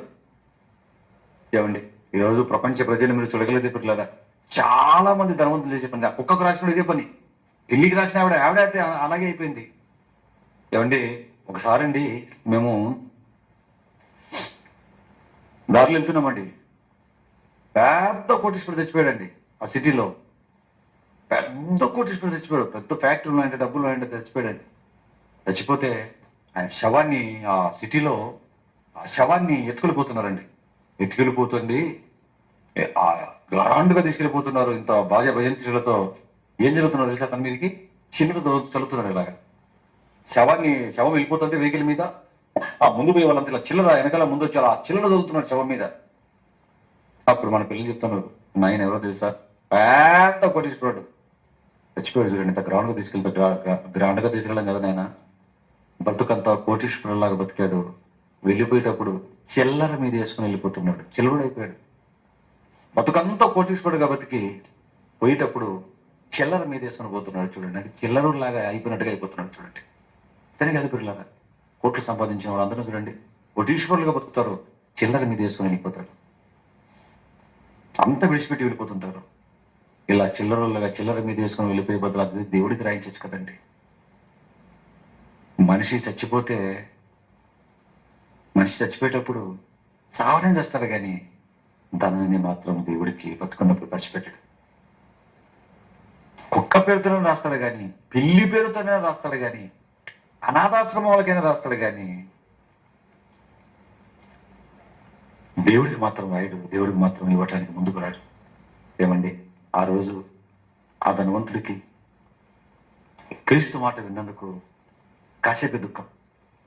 క్రీస్తు మాట విన్నాడా? ఎంతసేపు దుఃఖం? దుఃఖపడుతూ మొహంతా మార్చుకొని వెళ్ళిపోయాడు. క్రీస్తు ఆ మాట అన్నందుకు దుఃఖపడుతూ వెళ్ళిపోయాడు. అంటే ఆయన మాట వినందుకు ఎంతసేపు దుఃఖం చెప్పండి? ఆయన మాట అన్నందుకు 1 గంట 2 గంటలు దుఃఖం వచ్చింది అతనికి. కానీ ఆయన చెప్పిన మాట వినందుకు, దాని ప్రకారం వినందుకు, చెయ్యనందుకు బాధ ఎంతసేపు? గంట, అరగంట, వారమా, 2 వారాలా, సంవత్సరమా, 100 సంవత్సరాల, 200 సంవత్సరాల? పిల్లరా, మాట అన్నందుకు 1 అరగంట బాధపడి ఎంతసేపు బాధపడింటాడు? అబ్బాబ్బా అంటే 1 2 గంటలు, లేదా ఆ రోజంతా కొంచెం డల్గా ఉంటాడు. కానీ ఆయన మాట వినందుకు ఎంత బాధపడి ఉంటాడు పిల్లరా? ఇదిగో 2000 సంవత్సరాలుగా ఇప్పటికీ ఇంకా బాధపడుతూనే ఉన్నాడు పాతాళ గుండములో. 2000 సంవత్సరాలుగా పాతాళ గుండములో ఇప్పటికీ అంటున్నాడు. ఏడవటం, పళ్ళు కొరకటం, ఒక నీటి చుక్కకు బిందువు కూడా నోచుకోక ఇప్పటికి 2000 సంవత్సరాలుగా కాలిపోతున్నాడండి ఆ అగ్ని మంటలలో, అగ్ని జ్వాలలలో. ఆలోచించండి దేవుని పిల్లలారా. ఇప్పుడు ఏమనుకుంటున్నాడండి? ఇప్పుడు ఏమనుకుంటుంటాడు? అయ్యో, ఎంత పని చేశాను, ఎన్ని చేశాను, ఆ ఒక్కటి చేసింటే నాకు ఈ పరిస్థితి ఉండేది కాదు కదా, ఆ ఒక్కటి చేస్తే, ఆ ఒక్కటి చేసిన నేను ఇక్కడికి వచ్చిండేవాడినే కదా, ఎంత పని చేశాను, ఎంత పని చేశాను, ఎంత పని చేశాను, ఎంత తల కొట్టుకుంటుంటాడండి. ఏకంగా యేసు క్రీస్తు పుట్టిన కాలంలో పుట్టాను, ఆయనకు సమకాలీకుల్లో పుట్టాను, నాకు వచ్చినంత అవకాశం ఎవరికి రాలేదు, డైరెక్ట్ గా వెళ్ళాను ఆయన దగ్గరికి. అప్పటికే ఆజ్ఞలన్నీ బాల్యం నుంచి పాటిస్తున్నాను, బ్రహ్మాండంగా ఉన్నాను. డైరెక్ట్ గా వెళ్ళవలసిన వాళ్ళ దగ్గరికి వెళ్ళాను, అడిగాను, విన్నాను. 70% సంతోషమైన అనిపించింది. ఒక్కటి చెప్పాడు, ఆ ఒక్కటి కొత్త ఉందన్నాడు, ఆ ఒక్కటి నేను విన్నాను కానీ దక్కుపడ్డాను కాసేపు. కానీ ఆ మాటను పాటించనందుకు నా బ్రతుకు ఇలాగైపోయింది అనుకొని ఏమనుకుంటున్నారు పాతాళంలో ఇప్పుడు? ఆ ఒక్కటి చేస్తే బాగుండు, ఆ ఒక్కటి చేస్తే బాగుండు, ఆ ఒక్కటి చేస్తే బాగుండు అనుకోడా? ఎంత తల కొట్టుకుంటే ఇప్పుడు మళ్ళా ఒక్కటి చేయడానికి అవకాశం వస్తుందో మీరు ఆలోచించిన దేవుని పిల్లలారా. చుట్టుపక్కల వాళ్ళకి ఏం చెప్పుకుంటాడు చెప్పండి? చుట్టుపక్కల వాళ్ళకి ఏం చెప్పుకుంటాడు? ఏమి ఇలా తల కొట్టుకుంటున్నాడు వీడు, మనం ముందే కాలిపోయి మనం చేసిపోతాడు, దీని బదులు మళ్ళీ హై టెంపరేచర్ లో కొట్టుకుంటున్నాడు వీడు. ఏరా ఎందుకు అలా గింజుకుంటున్నావు, మనకు బాధపడచ్చు ఎందుకు, మరి మాకంటే ఎక్కువగా అల్లడు ఎగుడుతున్నావు నువ్వు ఎందుకురా అంటే, ఎందుక ఏం చెప్పుకోమంటారు నా బాధ? అసలు నేను ఇక్కడికి రావాల్సిన వాడే కాదు, నేను అక్కడ ఉండాల్సిన వాడిని పరదేశంలో, ఇక్కడికి వచ్చి పడ్డాను నేను. ఇక్కడికి వచ్చి పడ్డావా? ఎందుకు ఎందుకు పడ్డావురా నువ్వు ఇక్కడ? ఎందుక 99 చేశానయ్యా నేను, 99 చేశాను. నన్ను మెచ్చుకున్నాడు, ప్రేమించాడు ఆయన యేసుక్రీస్తు. డైరెక్ట్ ఆయన పుట్టిన టైంలో పుట్టాను నేను. అక్కడికి వెళ్ళి అడిగాను, ఇన్ని చేసి ఒక్కటి కొదవ ఉందన్నాడు, ఆ ఒక్కటి ఆస్తి బేదలకు ఇచ్చిన నచ్చి వెంబడించమన్నాడు. నేను అబ్బాబ్బా బతికితే ఆయన కొన్ని నెలలు వెళ్ళిపోయేవాడు సిలువనెక్కేసి. నేను కొన్ని సంవత్సరాల తర్వాత నేను కూడా వెళ్ళిపోయా, ఆ పరదేశంలో కూర్చుండేవాడిని. పక్కన దొంగ నిమిషాల మీద పరదేశం ఇచ్చాడు వాళ్ళకి. నేను ఇన్ని చేసి కూడా నేను ఇదిగో ఇక్కడికి వచ్చేసాను చూడు అనేసి ఏమనుకుంటాడండి? ఒక్క దాంట్లో నేను మిస్ అయ్యాను. 99 రన్నులు కొట్టి, ఏమండి వాళ్ళు ఆడుతుంటారు కదండి క్రికెట్, 99 రన్నులు కొట్టి 95 అయిపోయి ఒకటి కొడితే 100 వస్తుండగా 99 అవుట్ అయ్యాడు అనుకోండి. 99 అవుట్ అయితే వాడికి ఎంత బాధ ఉంటుందండి? ఒకట్లో అవుట్ అయిపోయాడు అనుకోండి, వాడికేం బాధ లేదు, వాడికేం బాధ ఉంటుంది పిల్లరా. 99 రన్నులు కొట్టి ఒక్కట్లో సెంచరీ కొడతాడనగా అవుట్ అయ్యాడంటే వాడికి ఆ బాధ ఎలా ఉంటుంది మీరు ఆలోచించండి. ధనవంతుడు పరిస్థితి అండి. ఆ ఒక్కటి చేస్తే బాగుండు, ఆ ఒక్కటి చేస్తే బాగుండు అంతలా పట్టుకుంటున్నాడు పిల్లరా. మీరు ఆలోచించండి దేవుని పిల్లలారా. మనకు కూడా అంతే, వాక్యం తెలిసింది, సబ్జెక్ట్ అర్థమవుతుంది. ఈ క్లాసుల్లో మీరు కూర్చున్నారంటే మీకు సబ్జెక్టు బ్రహ్మాండంగా అర్థమవుతుంది. ఇంకా ఎందుకంటే అరటిపండు ఒలిచి చేతులు పెట్టినట్టుగా మీకు వాక్యం వస్తుంది. 1 by 1 1 by 1 1 by 1 మొత్తం కలిపి కొట్టట్లేదు. ఇంత మహాజ్ఞానం, ఇంత ఖచ్చితంగా బైబిల్ ఉంటే దీని అంతా కలిపి రోజుకు 1 గంట కలిపి కొట్టట్లేదు మీకు. నేను చక్కగా విభజించి చెప్తున్నాను. ఇది ఇది ఇది ఇది ఇది ఇది ఇది ఇది ఇది ఇందుకోసం చెప్పాడు, లోకాలు ఎన్ని ఇలాగున్నా మొత్తం మీకు అంత తీసి చెప్తున్నాను పిల్లరా. ఆలోచించండి. అంటే బాగా మీకు అర్థమవుతుంది. అర్థమవుతుందంటే ఏం చేయలేక పని కోసం ముందుకు కదలాలి. 2000 సంవత్సరాలుగా తల కొట్టుకుంటున్నాడండి పాతాళం, కొట్టుకుంటున్నాడు. అయ్యో ఎంత పని అయిపోయింది, ఎంత పని అల్లాడిపోతున్నాడు పిల్లలు. రేపు మన పరిస్థితి ఎలాగుంటుందో మీరు ఆలోచించండి. మన పరిస్థితి ఎలాగుంటుందో మీరు ఆలోచించండి. మనం పడ్డామనుకోండి, అగ్నిజ్వాలల్లో పడ్డామనుకోండి, ఎంత బాధ ఉంటుంది. ఏం బాధపడుతున్నాం? అందరితో పాటు బాధపడుతున్నాం, మరలా ఎక్స్ట్రా పడుతున్నావు ఏమి? బిన్ లాడెన్ ఉన్నాడు అనుకోండి, బిన్ లాడెన్ ఉన్నాడా? పోయాడా పాతాళ గుండానికి? పడ్డాడా? వాడు ఏమనుకోడు. ఎందుకంటే చేయాల్సినవన్నీ చేసాడు. వాడు దుష్టి యొక్క ఇష్టం చొప్పున చేశాడు, అన్ని అనుభవించాడు, 100 మంది చంపాడు. కాబట్టి నేను చేసిన తప్పుకు నాకు ఇది కరెక్ట్ అని కాదుంటున్నాడు. వాడే బాధపడ్డాడు. సద్దాం హుసేన్ బాధపడ్డు. ఈ సినిమా హీరోలు బాధపడ్డారు, డైరెక్టర్లు, హీరోలు, గుడులు పొందిరిగే వాళ్ళు, వీళ్ళందరూ అసలు బాధపడరు. ఎందుకంటే మేము బతికిందే నీచంగా బతికామండి, మా బ్రతుకులే అందరినీ పాడు చేసే బతుకులండి, దరిద్రంగా బతికాం. కాబట్టి చేసాము, ఇక్కడికి వచ్చాము, ఏం చేయమంటారు మరి? అయిపోయింది, మా తప్పుకు శిక్ష పడ్డది మాకు, కానీ వాడికి వెళ్తాం. చూసారా వాళ్ళు ఎలా ఉంటారు? అంటే వాడు చేసి వెళ్ళిపోతాడు, కలిపోతాడు. కానీ మనం వెళ్ళామనుకోండి, ఇప్పుడు అక్కడికి వెళ్ళగానే ఆ పక్కన వాళ్ళు అంతా అలాంటి వాళ్ళు ఉంటారు. మనం వెళ్ళగానే మనల్ని ఏమంటాడు? ఏంటి నీ పరిస్థితి అంటే, నేనా? యేసుక్రీస్తు తెలియదా నీకు? నాకు తెలియదు ఆయన ఎవరో, అందుకే నేను ఇక్కడికి వచ్చాను. హిందూ కుటుంబంలో పుట్టాను, లేకపోతే ముస్లింలో పుట్టాను, లేకపోతే నేను అమెరికాలో పుట్టాను, నాకు దిక్కు తెలియదు. మా నాయన నాస్తికుడు, మా అబ్బా నాస్తికుడు, మా అమ్మ నాస్తికురాలు, నాస్తికుల కుటుంబంలో పుట్టాను, హేతువాదుల కుటుంబంలో పుట్టాను. తినడం తాగడమే అనుకున్నాను, డేటింగ్ చేసుకున్నాను. నేను జీవితం అంతా ఒక 50-100 మందిని ఆడలో మార్చుకొని ఇక్కడికి వచ్చాను నేను, కాబట్టి నేను బతుకుతున్నాను. నువ్వు కూడా నాలుగు బతికావా? నువ్వు కూడా నాలాగే విచారా? నువ్వు కూడా నాలుగు దొంగవా? నువ్వు కూడా బట్టలు చేసావా? అవేవి నేను చేయలేదు. అవునా? మరి అబద్ధాలు ఏమన్నాడేమో ఆడలేదు, దొంగతనం చేయలేదు. అవునా? యేసుక్రీస్తు తెలుసా నీకు? తెలుసు. బాప్తిసం తీసుకున్నాను. బైబిలు బాగా చదివాను. బైబిల్ క్లాసులు వెళ్ళాను. వెళ్ళావా? లేఖనాల పరిశోధన తరగతులు MBTS సర్టిఫికేట్ కూడా తెచ్చుకున్నాను, అన్ని పాఠాలు విని రాసి ఎగ్జామ్స్. అమ్మ బాబోయ్, ఇది తెలుసా? అన్ని తెలుసు. మరి ఇక్కడికి ఎందుకు వచ్చావు? అన్ని తెలుసు కానీ వాటి ప్రకారం చేయలేకపోయాను, బ్రతకలేకపోయాను. వాటి ప్రకారం బ్రతకటంలో ఫెయిల్ అయ్యాను. నాకు ఒక్కటి కొత్తవా, అన్ని చేశాను. వాక్య ప్రకారం బ్రతికి ఉన్నట్లయితే, దేవుడి మాటను అనుసరించి ఉన్నట్లయితే, వాడు విన్నాడు, బాధపడి వెళ్ళిపోయాడు. ఆయన మాటను పాటించినందుకు ఇదిగో 2000 సంవత్సరాలు కాలుతున్నాడు. మనం విన్నాం, వినట్లేదా? క్రైస్తవుల వాక్యాలు వింటున్నారు, మీరు వింటున్నారు, అన్ని చేసాం. మరి ఎన్ని తెలిసిన వాడు అక్కడికి పోకుండా ఇక్కడికి వచ్చేవి. మరి ఎందుకు వచ్చానంటే అన్ని తెలుసు కానీ రేపు చేద్దాం, మన్నాడు చేద్దాం, రేపు చేద్దాం, మన్నాడు చేద్దాం, ఆ తర్వాత చేద్దాం, పెళ్ళైన తర్వాత చేద్దాం, కోరికలు తిరుగుతున్నారు చేద్దాం, జాబ్ రానికి 4 రూపాయలు వచ్చిన తర్వాత చేద్దాం, కారు రాని కారులో తిరుగుతుంది చేద్దాం, రేపు రేపు రేపు రేపు అనుకున్నాను. నాకు సాగిరి అయిపోయింది లోపు సత్యాను యాక్సిడెంట్లో, లేదా షుగర్ బీపీ వచ్చేసాను. కరోనా టైంలో కుప్పలు వెళ్ళారు, సత్యం ఇక్కడికి వచ్చాను. ఎంత బాధ, ఎంత బాధ. తెలిసిన వాళ్ళకి ఆలోచించండి. వాక్యము తెలిసి బాప్తిజం తీసుకొని లేఖనాల పరిశోధన తరగతులు కూర్చుండి ఎంత చేసి మనం పాతాల గుండానికి వెళ్ళామనుకోండి, పిల్లరా అగ్ని జ్వాలలో పడ్డామనుకోండి, ఎంత బాధ, ఎంత బాధ. మీరు ఆలోచించండి. దిక్కు తెలియక అసలు మనకి బాధ ఎక్కువ. వాడు రాజమార్గంలో వెళ్ళిపోతాడు, అవును నేను తప్పులు చేశానండి, పెళ్ళాడు, నేను తప్పులు చేశాను అందుకే వచ్చాను అనుకుంటాడు. మనము కొంచెం అటు చేయక దాన్ని అలాగని తప్పులు చేయలేదు, ఓట్లు సంపాదించుకోలేదు, లోకాన్ని అనుభవించలేకపోయాం. ఏమండి, అటు మొత్తం దొంగతనాలు కొనిలు ఏమీ చేయలేదు, పూర్తిగా చెడ్డోళ్ళము కాదు, పూర్తిగా మంచోళ్ళము కాదు, అటు ఫుల్గా పాపాలు చేసే పాపిష్టోళ్ళం కాదు, ఇటు ఫుల్గా మంచి పనులు చేసే మంచోళ్ళము కాదు. కాసేపు దేవుడి వాక్యం, కాసేపు మళ్ళా లోకం, కాసేపు దేవుడి వాక్యం, కాసేపు మళ్ళా లైట్ టచింగ్ ఇచ్చుకుంటాం. పాపని మనం విజోడుగా వెళ్ళిపోతాం అవిశ్వాసంతో జోడీగా. అంతేనండి. మనం బాగానే ఉన్నాం లేదు, నెక్స్ట్ దిద్దుకున్నాం, ఆ తర్వాత దిద్దుకున్నాం, అంతే. ఒక్కసారి వస్తుంది మరణం, అంతే. ఏదో రోజు దొబ్బనకి పడగానే ఎంత బాధ. పచ్చి పాపాలు చేసామని కూడా బాధ ఉండదు. ఇంత తెలిసి కూడా అక్కడికి వెళ్ళామంటే మనకి ఎంత బాధ ఉంటుంది. మీరు ఆలోచించండి పిల్లలు. ఆ రోజు ధనవంతుడు నిత్యాగ్నిగుండానికి దిగజరడానికి కారణం ఏమైపోయింది? ఒకే ఒక్కటి కదా, అదేంటి? ఆస్తిని పెట్టలేక